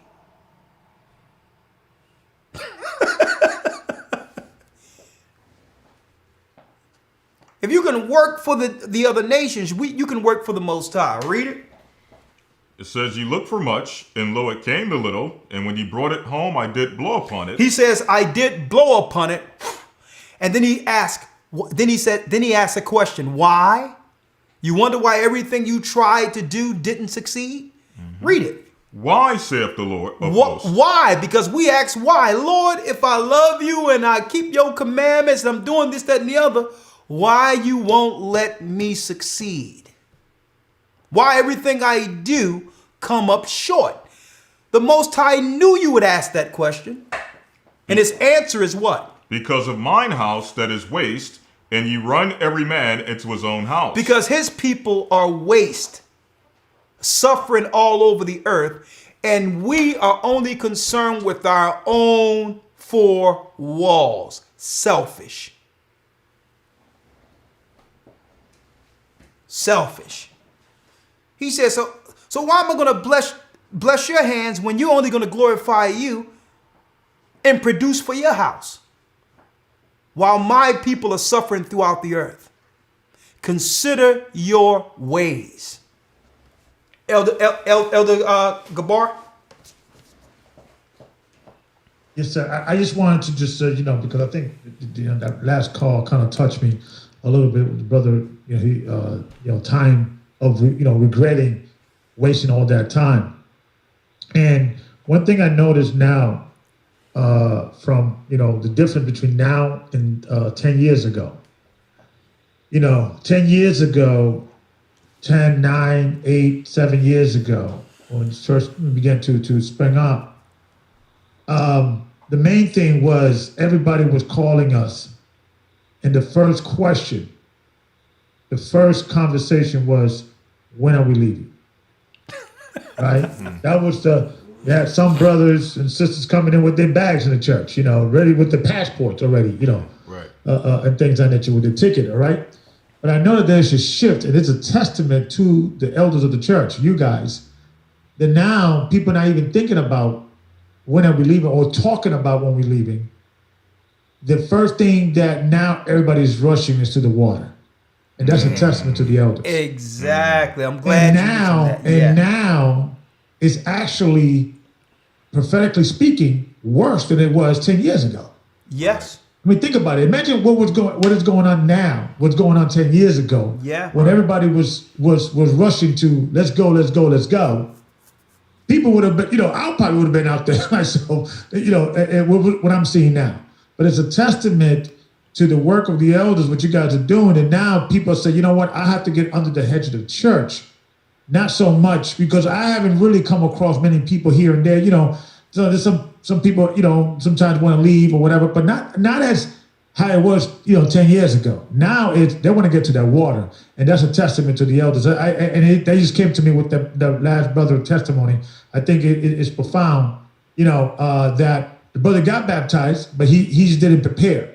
And hopefully today, he's able to start preparing. But one thing is profound, like the elder was saying, that he's getting bombarded with emails with regards to baptism, and I'm going to the same situation, and that's a testament to you guys, doing that work. All praises be to the Most High, and that's what it is. Now people are prioritizing rightly according to the Word. They're more so seeking to be baptized and get their spirit together than relocating. Yeah. And I've seen people relocate that, and they guess what? They weren't in the right spirit before they left, and they're even more batty now. Because it was all about going someplace to be free, to do something that had nothing to do with this ministry.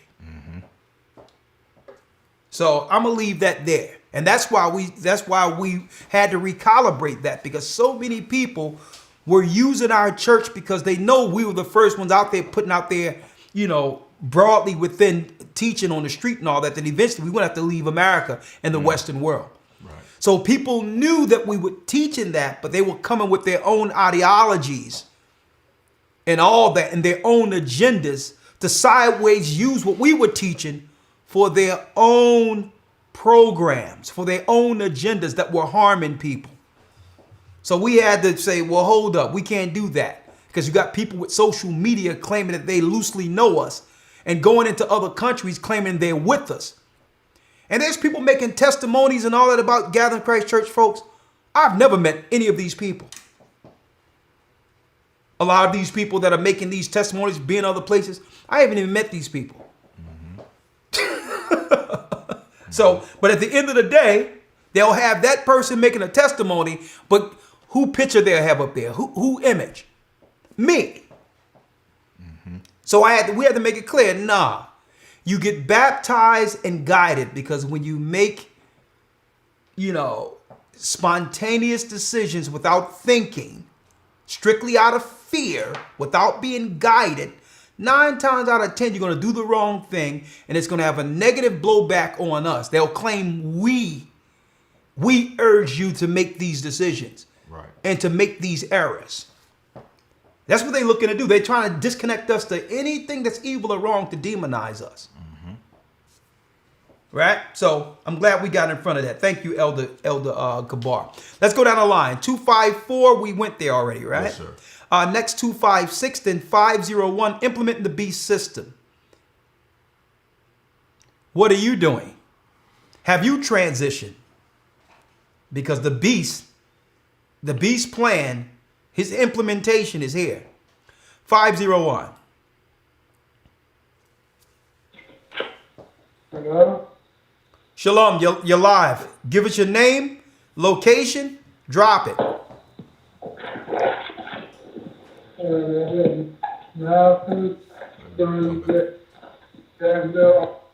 Brother, I got to get back with you, brother. I totally can't hear you. Your phone is bad. We'll get back with you. 561 area code. Shalom, elders. Shalom. Talk to us. Your name, location.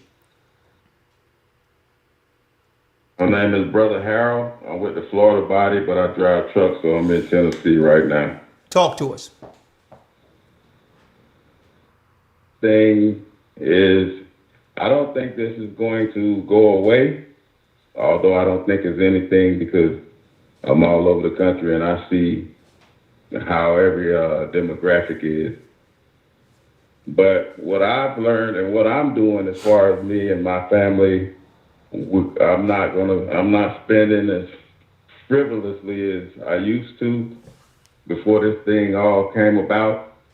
And we were already preparing from the lessons you were teaching years ago when we were following the church. So we were already preparing in some way, like buying extra food every time we went to the store and and extra clothes and stuff like that. But I'm not able to put my hand to the plow, so to speak, in a physical way down in Florida where I am. So what the Most High has put on my spirit to do is to bless this work, put my hand to the plow.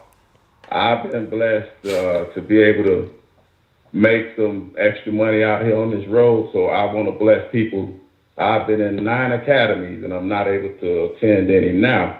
Thank you, but brother. I want to bless at least 4 people by paying for 4 people to get in the academy, because it is very essential for people to lift up this church, and very essential for people to learn that extra knowledge that they don't get by listening at the regular broadcast and watching the YouTube videos. Is way more in depth in the academy.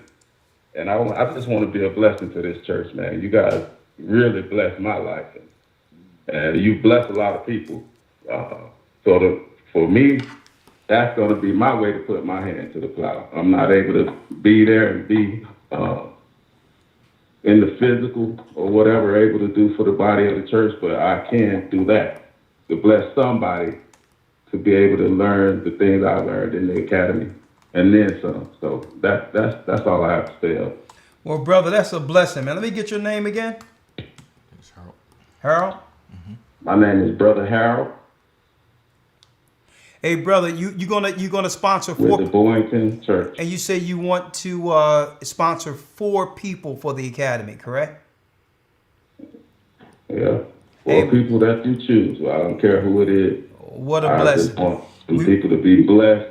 We're gonna call you, the Most High, man. What a blessing. On a whole nother level. What a blessing.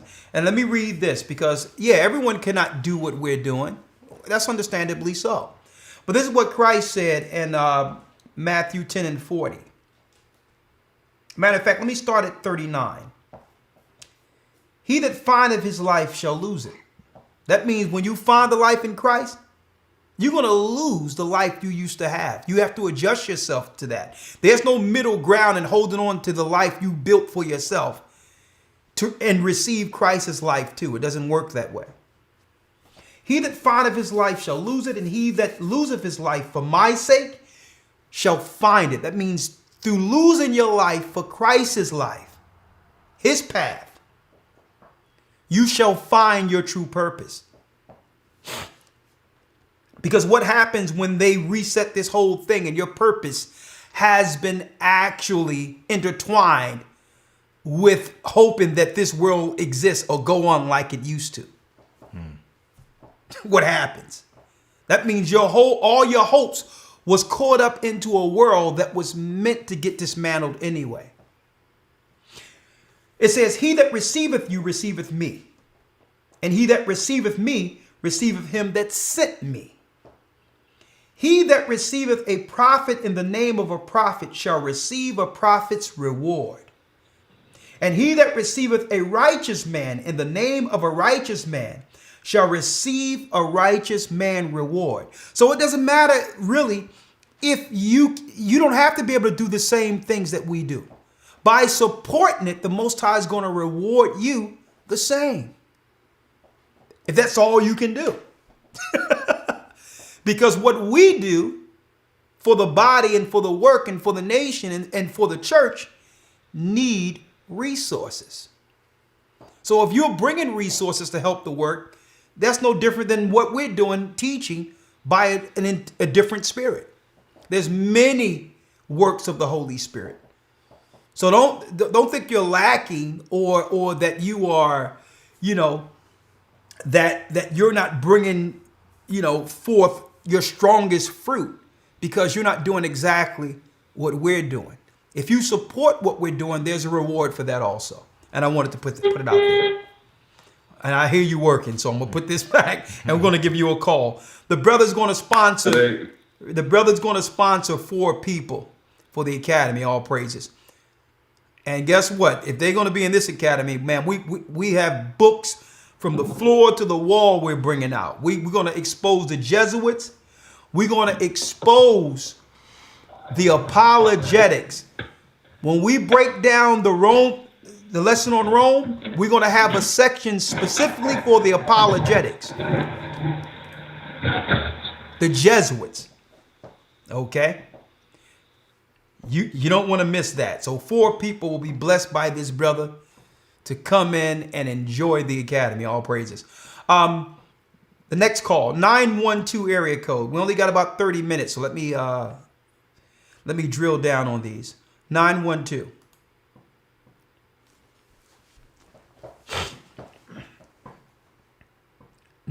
Area code. No one's there. Let's go to 812. 812 area code. Then 917. Shalom. Shalom, elders. Shalom, your name and location. My name is Sister Andrea. I'm out of the Indianapolis body. Talk to us. I just wanted to, comment on your question of what we're doing. We just been throughout the years collecting, canned goods,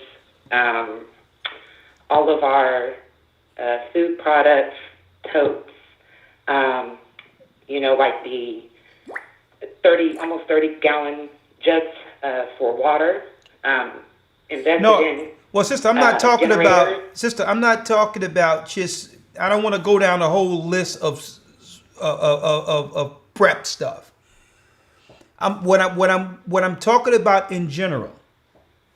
Now that you understand that they'll be putting people off of jobs and things of that nature. Okay. How will you sustain? Where will you live? Have you thought about that? And what have you implemented for that? The only thing I can say about that is I do own my home, but, just like a lot of people, if you miss out so many, if I'm ever laid off, if I'm ever out of work, that will only sustain us for so much time. Outside of that, the only thing is what we invested in within ourselves, outside of our family, possibly going into families' homes. But the majority of my family is not in the truth. So either we personally depend on the body itself, or on if we are not able to go within the home, within anybody's home within the body, it would be in what we have invested in our tents, and to basically be out there as pilgrims. Okay. That's all right. much, okay, I'm gonna help you out. How old are you? Me, I am 36. Okay, are you married? No, sir. Okay, so you're single. Do you? So you have children? Yes. Okay. Well, and you're in the I have okay. Oh, and you're in the church, right? Yes, I'm out of the Indianapolis body. I haven't been able to make it up there since we've had vehicle issues for a while. Okay. Well, when it comes to someone single with children, sister, and I'm glad you did what you could in storing food, but it's going to have to ramp up to a degree where if something happens, where will you and your children go, and how will they get protected?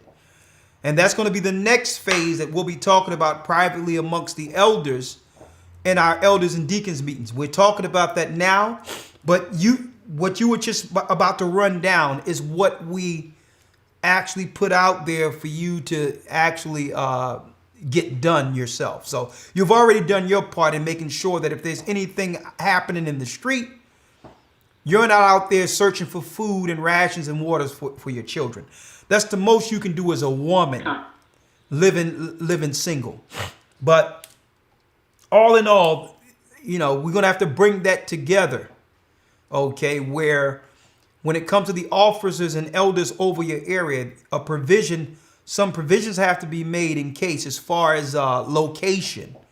If something was to happen in your area, you and your children would need refuge. Okay, so that's something that we'll discuss amongst the church. But all in all, you're doing the right thing with your preparation for food, water, whatever the case is. But also know that it's good that you have assets as far as a house. Yeah. Because what happens is if something go down where they're pressuring you, whatever the case is, you have a big asset in which you can actually have, by selling that, have finances to purchase someplace else. So you are in a good place having an asset to get something from up under you in which you can get the equity to actually move that money for yourself, you know, to be in a more safe area, even outside the country. So that's good that you have that. All right. So, but I have one question before you go. Yeah. I actually have two. The 30, like the gallons of water, the empty gallons that we are to fill up ourselves. I'm not really for sure about, do we go ahead and get those filled up, or when, like, how do I know when to start filling up on those things, water supplies wise, or is it okay to go ahead and get those filled up and just store them? Yeah, of course. Okay. And all right. then the second thing is... Oh, sister, I can't go sister, I can't go through a whole prep show here. No, go ahead. All right. That's it. Thank you so All much. right. Elders, Speak to and I the just speak to the comment on that, and that's it. All right. Speak to the elder or the bishop over your area when it comes to preparation. Okay. Yes, All sir. right. Thank you. Shalom, elders. All right. Shalom. All right. 917 area code. What I was hoping was, and let me frame this because maybe I left it too broad. What I was hoping is, okay, I work here. This is what my job is requiring because I work here. And this is what, if I no longer can work there, I've already implemented this or put something in place for me and my family, knowing that I may lose my job. Okay, let's keep it within that frame. 917 area code. Or have we thought that far? 917 area code. Shalom, elders. How you doing? I'm blessed by the Almighty. Talk to us. Yeah, so about name, location. My name is Sister Janelle, and I'm from the New York City body. As far as my job and also my husband's job, we both are in the healthcare-related industry. So for those of you who may be in the healthcare industry or don't know, in the nursing homes in New York State, you have to be continuously tested for COVID before you can even work there, before to hold a job there. Now, I organize the hospitals, so hold on. It's just, sister, you're going pretty. Sister, hold up. You're going pretty fast. Let's deal with that first piece. You have to be continually tested. That means you were tested. No. What I'm saying is that my members who work in the nursing homes, according to New York State, they have to be tested about 3 times a week in order for them to keep their job. Sister, I'm asking you. Sister, I'm asking you. Were you tested? Absolutely not. No. Oh. Now, do I know that in order for me, eventually, are they going to require probably the organizers who go in to get tested? Yeah, that's probably going to happen. So I'm already ahead of that because I am also looking into maybe now start working from home, doing something else, because I know that it's going to eventually it's going to come to us. Because in my hospital, there was a patient who allegedly had COVID, and I had like 4 different departments of members who potentially came in contact with this patient. So the Department of Health sent everybody home. They had to quarantine. They couldn't come back to work unless they took a COVID test. So now I'm fighting with the heads, like, come on, pay them because, you know, you're sending them home because allegedly they were exposed. So I know if all of this is happening to the members, it's only a matter of time that it's going to happen to us. So I'm being forward-thinking and saying, okay, you know what, listen, it's time now that it's starting to wind down.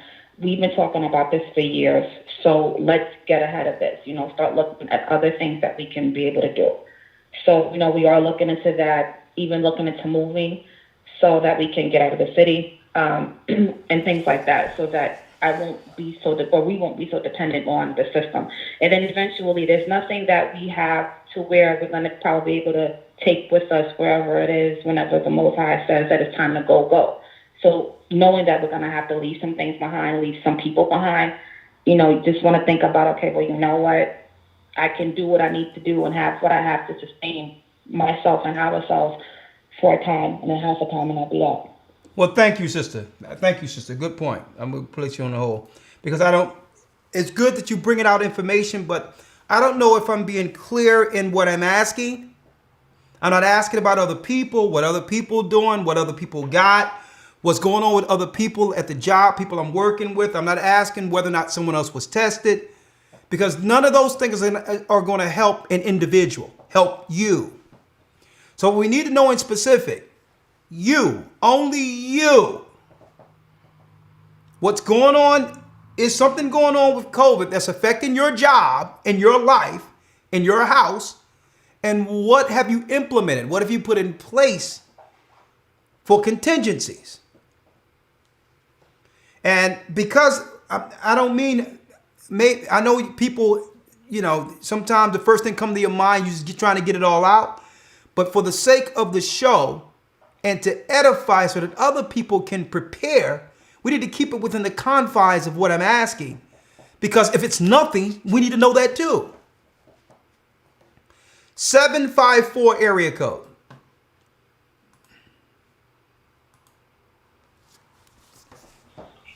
Shalom. Shalom, Elder. Your name and location. This is Sister Mackenzie. Yes, this is Sister Mackenzie from the Florida body. Yes, talk to us. As far as for what's going on with me, I have a young child, and so the whole thing with the Zoom, it's been a mess.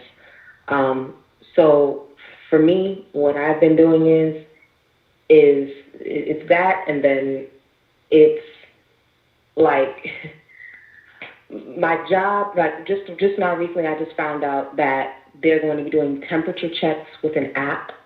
So for me, I have started my own business because I'm like, you know what? I see where this is going.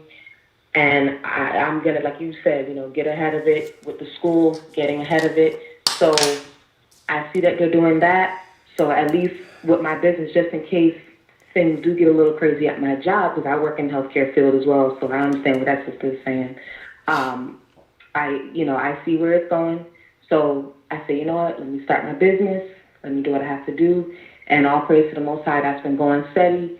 So that way, in the event that I do lose my job, I can have that to fall on. And I can also be able to homeschool my child because it's crazy out there. With Zoom and okay. It's crazy. Mm-hmm. Okay, sister. So, yeah, thank you. Thank you for keeping it within the confines of things asked to. Let me ask you, when it comes to, you said your own business, what business is that? What you going to be doing? Yes, sir. I make and sell skincare products and self-care products. Okay. Now, you know you're going into a very, very crowded space there.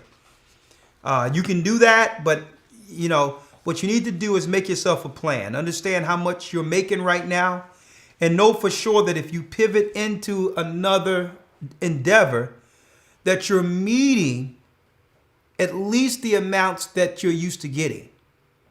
You just can't go into something and hope that it work out. You have to understand that what that demographic is, how much it actually produce.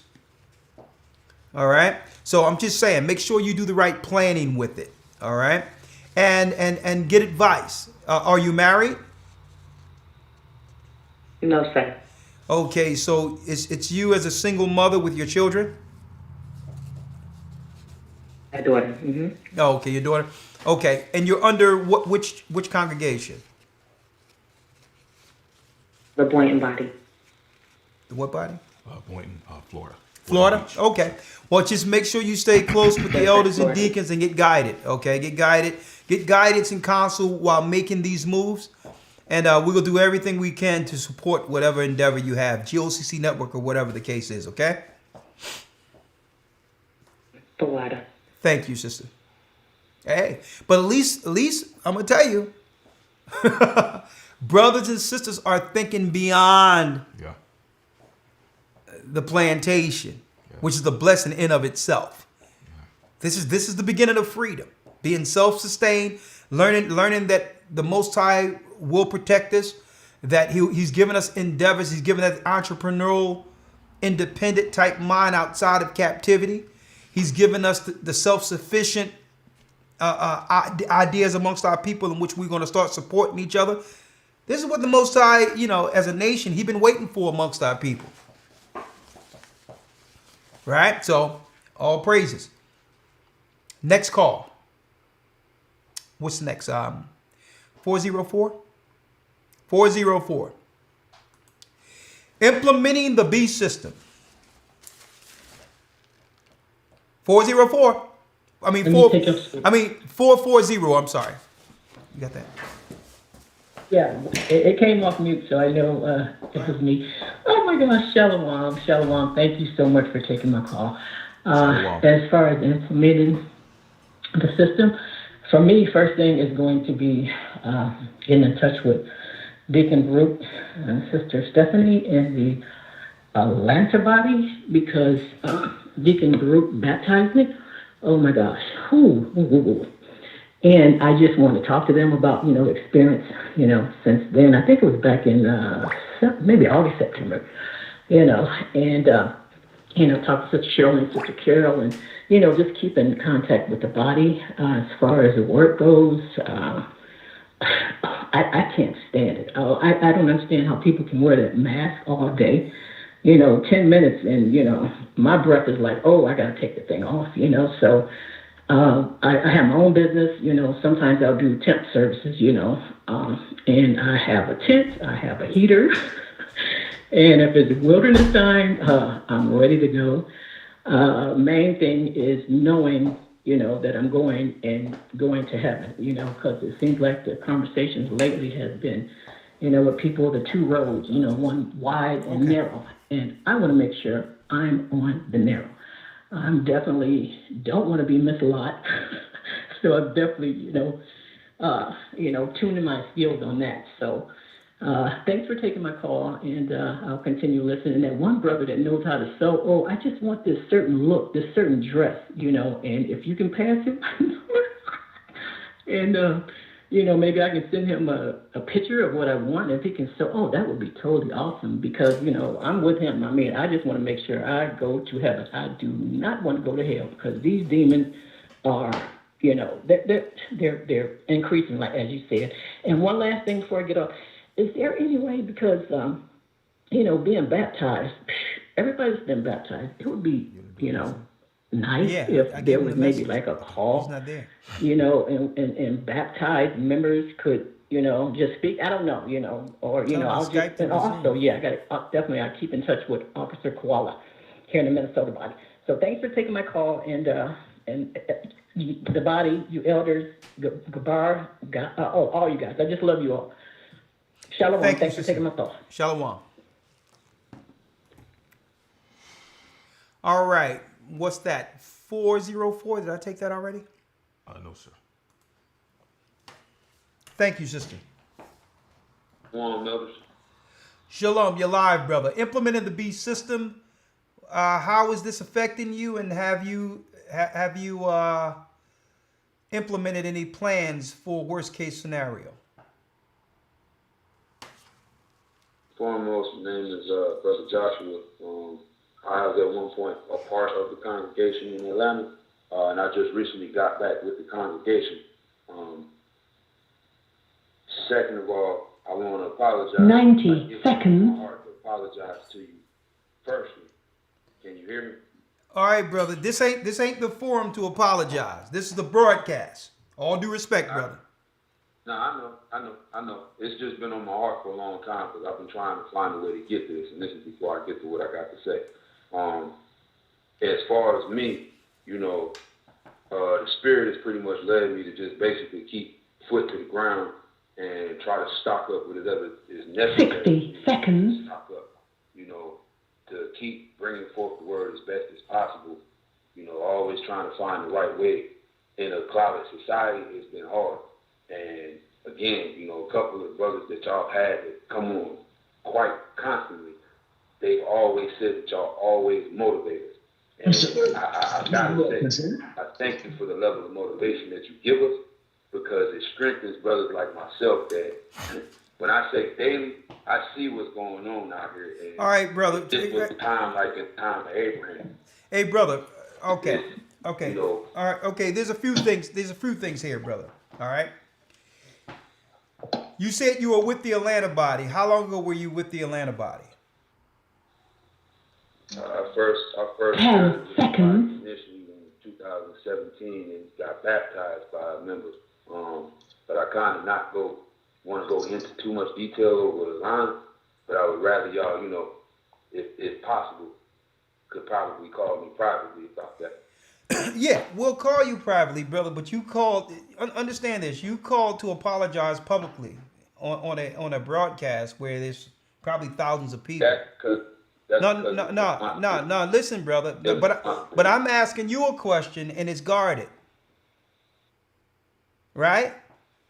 You know it is. You didn't call our broadcast, so now you open it to where I have to ask you a question. Is that okay? Or you just want to say what you needed to say and let me call you privately? No.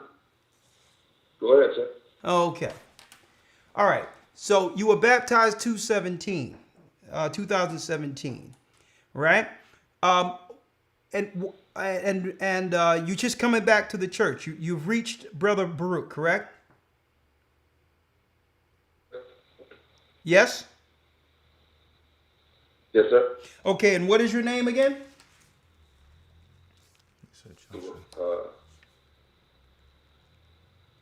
Your name, brother? Joshua. Joshua. Okay. 1 second, let me write his number down. Okay, we will call you Joshua. All right? But just word to the wise. When it's something private, the Bible says you go, if there's an apology or anything, you go to that brother and you alone. You don't do it before people. Okay? I'm just putting it out there. That's what it is. If I got an issue, something happening, I'm not going to bring it on a public broadcast. I just want to put it out there. All right? That's respected. It's just that y'all are hard people to get in touch with, and I do. True. Hard. I True. understand y'all are always busy, and I've seen it myself. Well, that's y'all are hard individuals to get in touch with. That is true, but you still have to go about it privately. Okay? We can't circumvent rules. I didn't make the rules, okay? I'm with you though, Joshua. I'm glad you called, and we're gonna call you, Atlanta, right?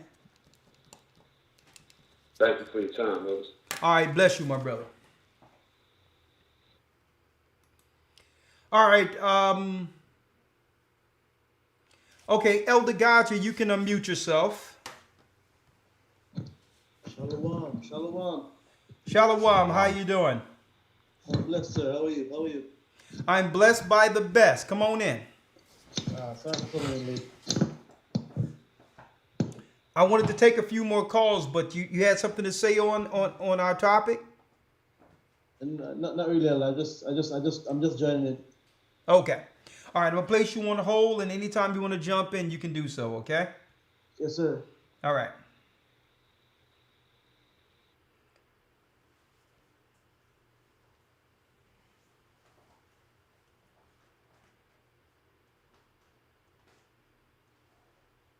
Where's Gotcha at? Right here, yeah.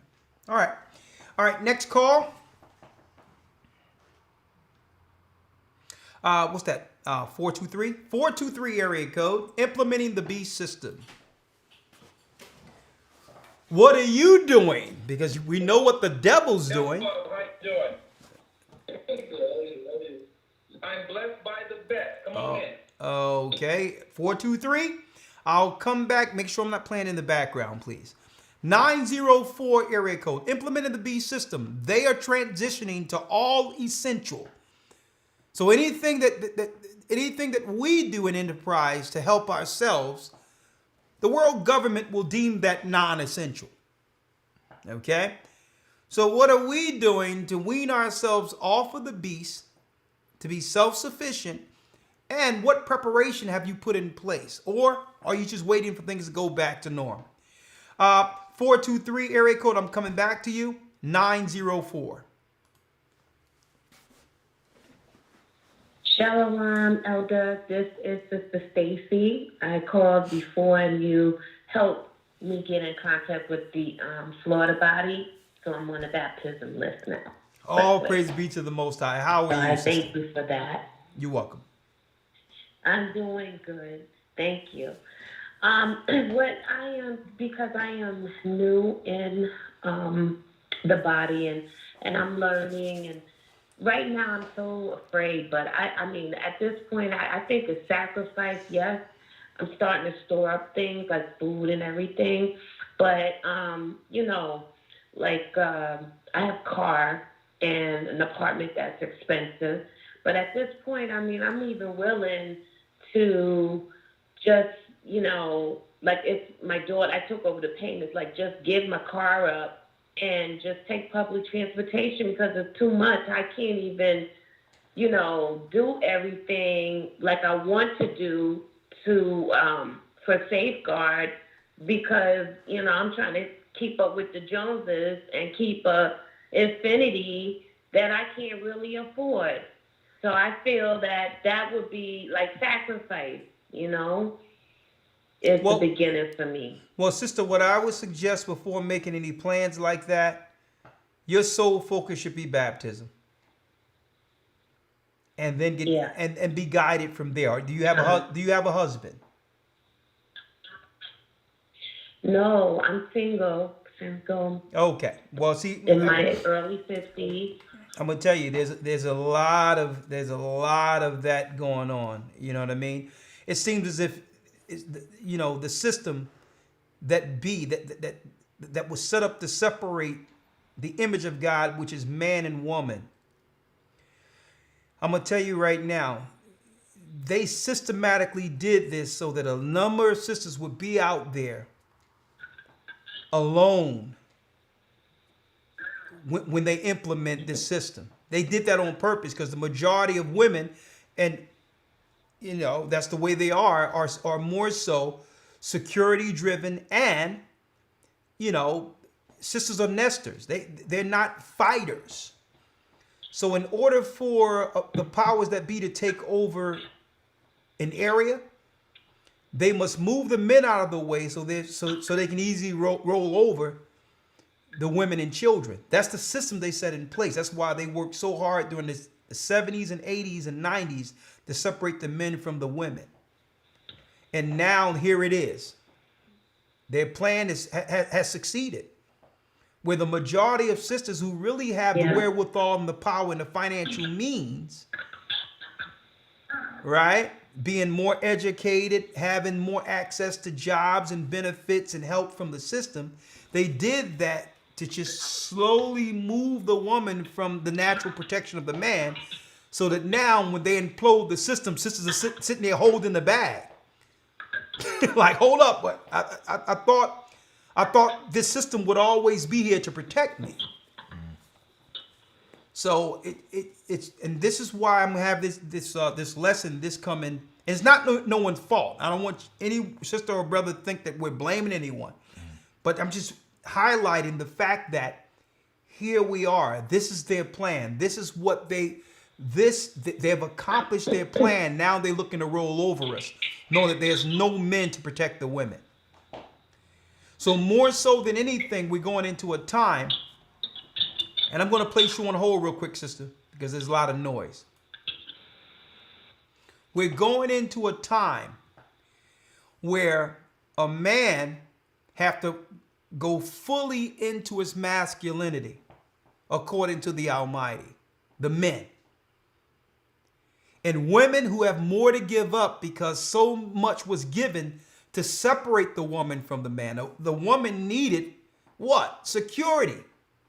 To feel that she didn't need the man or she can live without the man. Well, sisters, you're going to have to go back to a traditional woman to be protected and saved through this. And this is what we're going into this Sunday.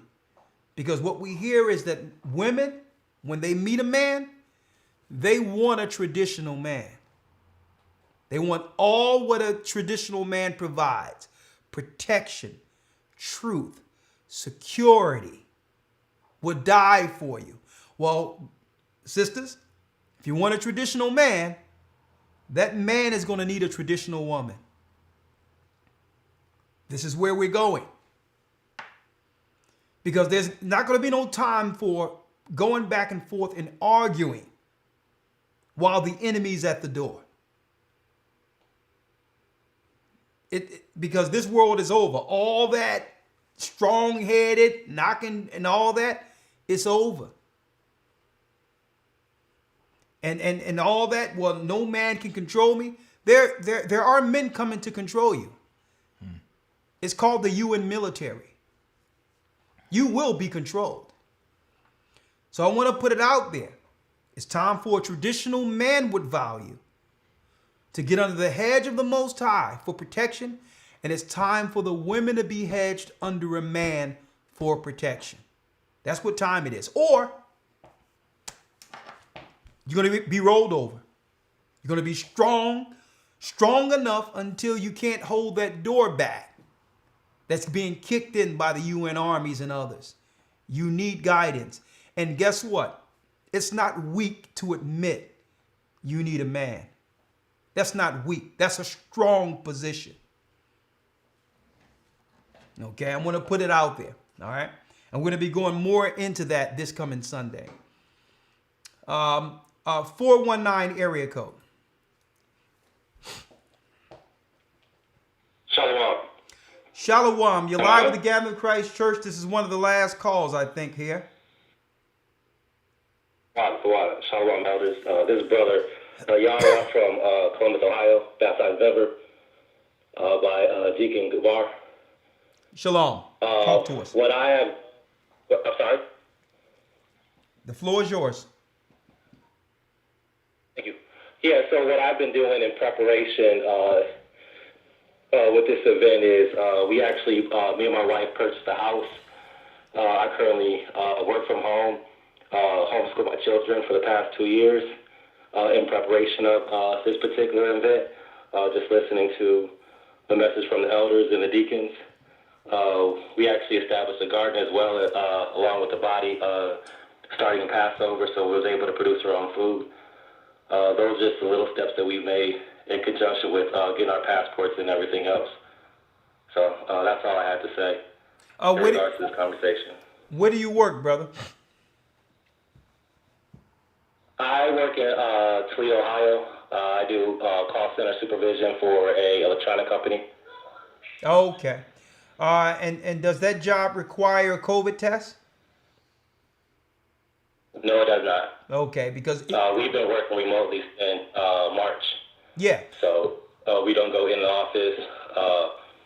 Okay. My wife actually started her own business as well, so we've been looking at other options in case things go down where we have to fend for ourselves. Yeah. Well, thank you, brother. But this is where it is. Right now, they're only going to require tests. Just to see how far or how compliant the population is with that. But it doesn't stop there.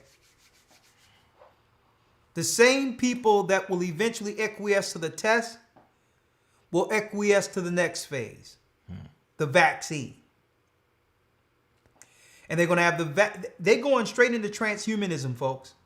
That's right. That's where they're going. So you think it's about COVID. You think about this. No, it's about your soul. That's what it's about. It's about taking your soul, choosing the God of this world over the God of Israel. And I'm going to tell you, 90% of the people on earth, 90% are going to acquiesce to the beast. 90%. 90%.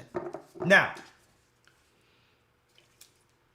let me say this, because we're open to baptisms, and all the brothers and sisters who are now coming, who just newly heard of this and are now coming to be guided under the work. Hey, we're going to do our job as shepherds as long as the Most High has breath in us. But all in all, privately, we spoke to the elders and deacons and all that in our private meetings amongst the elders. It's like, listen, straight out. It's more so about protecting and guiding the people that have always dedicated themselves to this work. To have them priority first. They've always seen the work, have been a part of the work, and have, when they put their hand to the plow, never turned back. So not that we're ignoring everyone else. Hey, everyone else is important. Right. The brothers and sisters coming in right now and being baptized, like this sister she's called, she's important because what? The first shall be last, and the last shall be first. It ain't their fault that they just heard the word a couple of weeks ago. It's our responsibility to guide them. But for those who were back then, because, hey, brothers and sisters, and it doesn't, guess what? And there's no solace in I told you so's. It's not even about that. Yeah. Let me make it clear. The Most High is bringing judgment now. That's where we are. And the Bible says He's going to send forth many fishes, then hunters. And we're close to hunting season. And who knows what people were a part of the whole time when they could have been doing this, when they could have had some works. We don't know. But what we can't do is chance that somebody in the work who've always done it and the people that are coming in are harmed by those who harmed in the past. So we have to protect the people. Straight out. So we have to really think about, there's a lot of people now that COVID have stopped so many things, are saying, well, hold up now.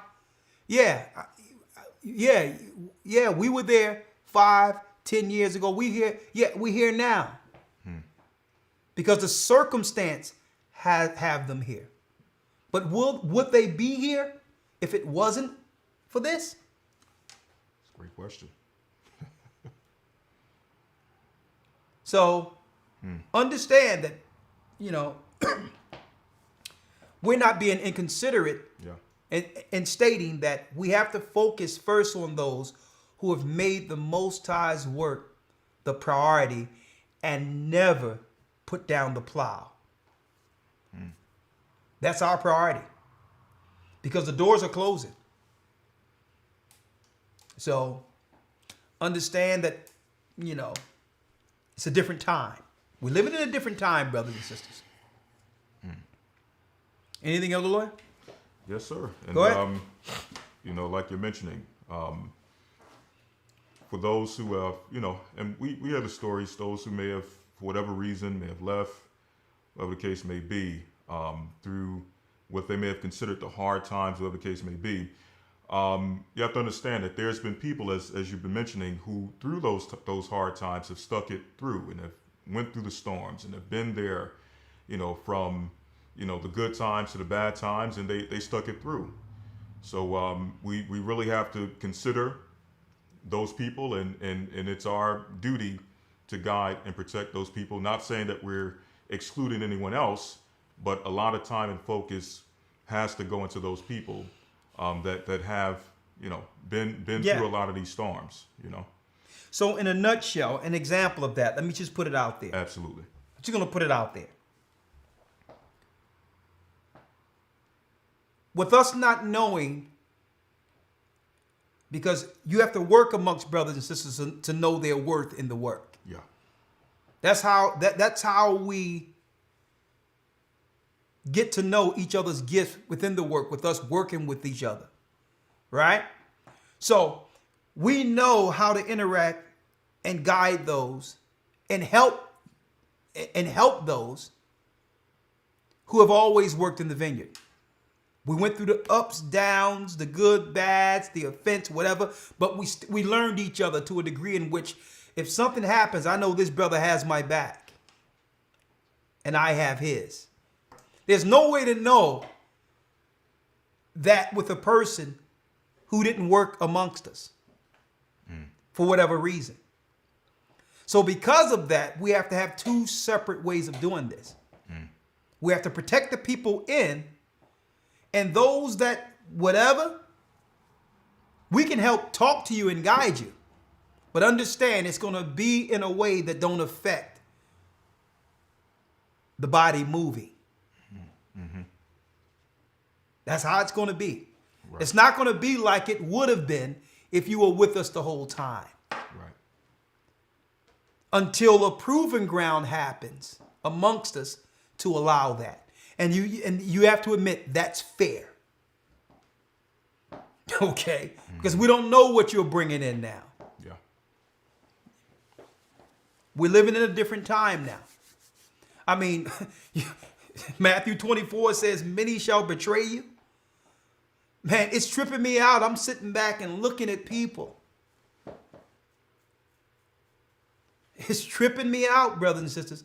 Looking at people who said, who thanked us for us, grinding in the mill and doing the work.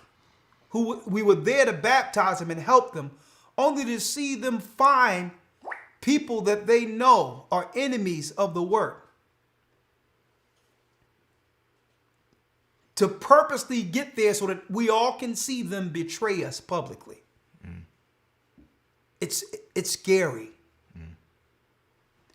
So that goes beyond just someone just showing that, okay, I'm your enemy. Because the next phase in that is Matthew 24, where they will deliver you up to kill you. See? A lot of you think this is a joke. But there's people that are out there that hate us for whatever reason, that are looking to do just that. And I'm just putting it out there for you, brothers and sisters. When we see this happening, as we're breaking down the prophecies and what's going on in the earth, we can't ignore the next phase of this. The next phase of this is they shall not only will they betray you, they shall deliver you up to kill you. So if you haven't been working amongst us and put your hand to the plow, there's security and other things in place so that we can protect ourselves, understanding the time we're living in now. This ain't the time in which we were free to just teach out on the streets. Go talk to people. People can't even gather freely anymore. Everything has changed. So our interactions, and it also leads us to actually react to that and have a change, understanding that the environment has changed. You can't expect us to be all just open arms like we once were. Not realizing a person's intentions that we thought, a person we thought we knew. And let me put that out there. So I don't want people to get offended and say, elders changed and this, that, and the other. It's a different time. I didn't change. We just have to protect the Lord's sheep. That's right. Okay, I just wanted to highlight that. Anything you want to say, Elder Gaja and Elder Gabar, before we break down? Not really, Elder, just, singing from the same hymn sheet. We're in these times, But yeah. We said it was coming, and it's here. It's here. You with me? And this is another thing. What else have we said was coming? That's not yet arrived. So we have to just watch. Keep watching, stay vigilant, stay prep, stay sober, because the adversary moving like a roaring lion. He will be looking whom to take. Lions don't hunt the strong, lions hunt the weak. So now isn't the time for weakness. Now is the time for strength. Now is the time if you ever had any doubts, you know, we have to get rid of them now. If you ever had any offenses, you gotta get rid of them now. You wouldn't, because it's survival time right now. Yeah. You know what I mean? That's where we at right now. Survival time. It's not one foot in the truth and one foot in the world anymore. A line has been drawn, and we have to choose a master. Simple as. Exactly.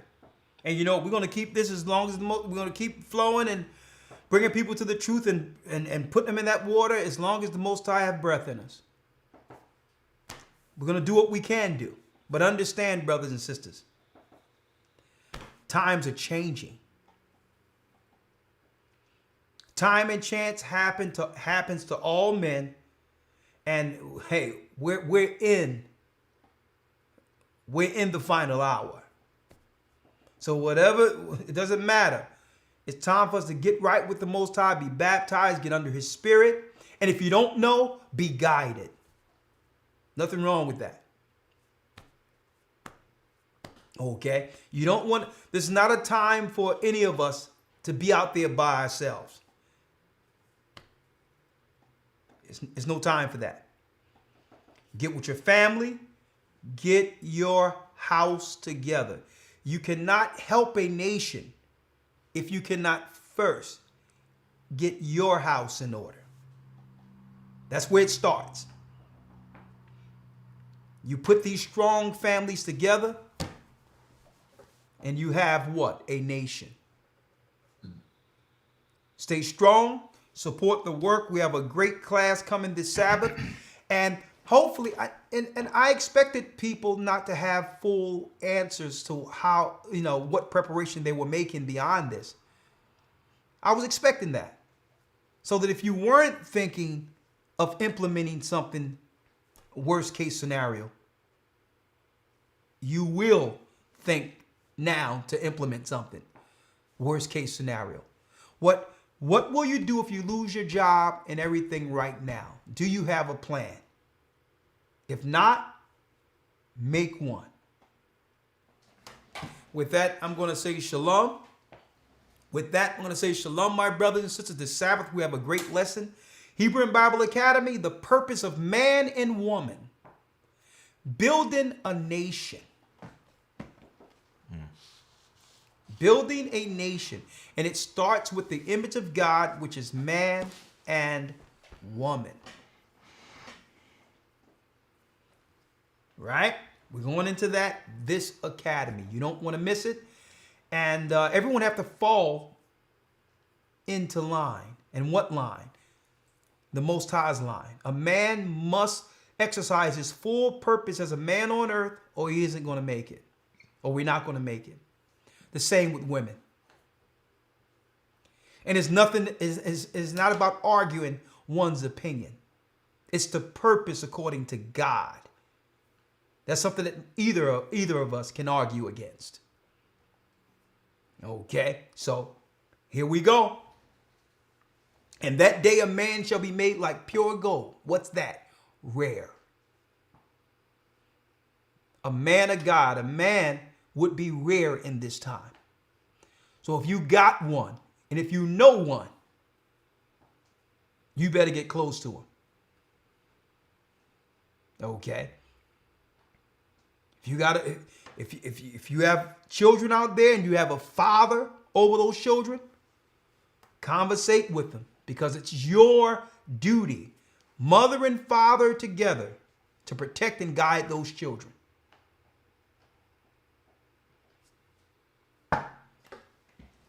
It's not upon us to fix. Each one have to fix their own home. Find out who that man is and get with him and say, well, listen, let's and a man, get with your children of your mother and say, this is our plan to protect our children through this. Okay? It's coming. Things will never be the same.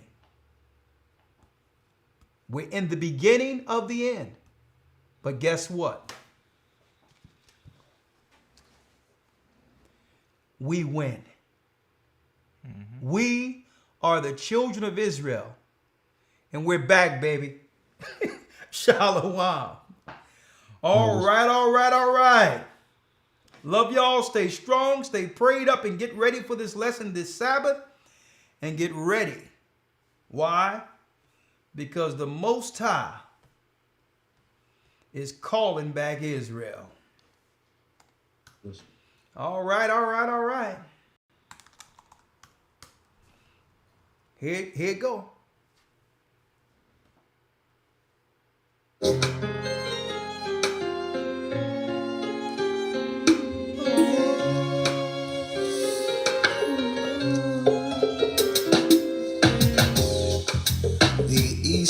Where we're from, the 12 tribes of Israel. 721 BC, the Assyrian king, he took us down, we fell. With the great escape we went through the Euphrates. The Lord held the water still. To a land where no mankind dwelt, we went. The 12 tribes of Israel. See, we be Manasseh, the Cubans, Ephraim from Puerto Rico, Naphtali from the Isles of Hawaii. The Lord is calling back Israel. Zebulun from Panama, Gad, the North American Indians, Simeon, the Dominicans, our highest gathering Israel.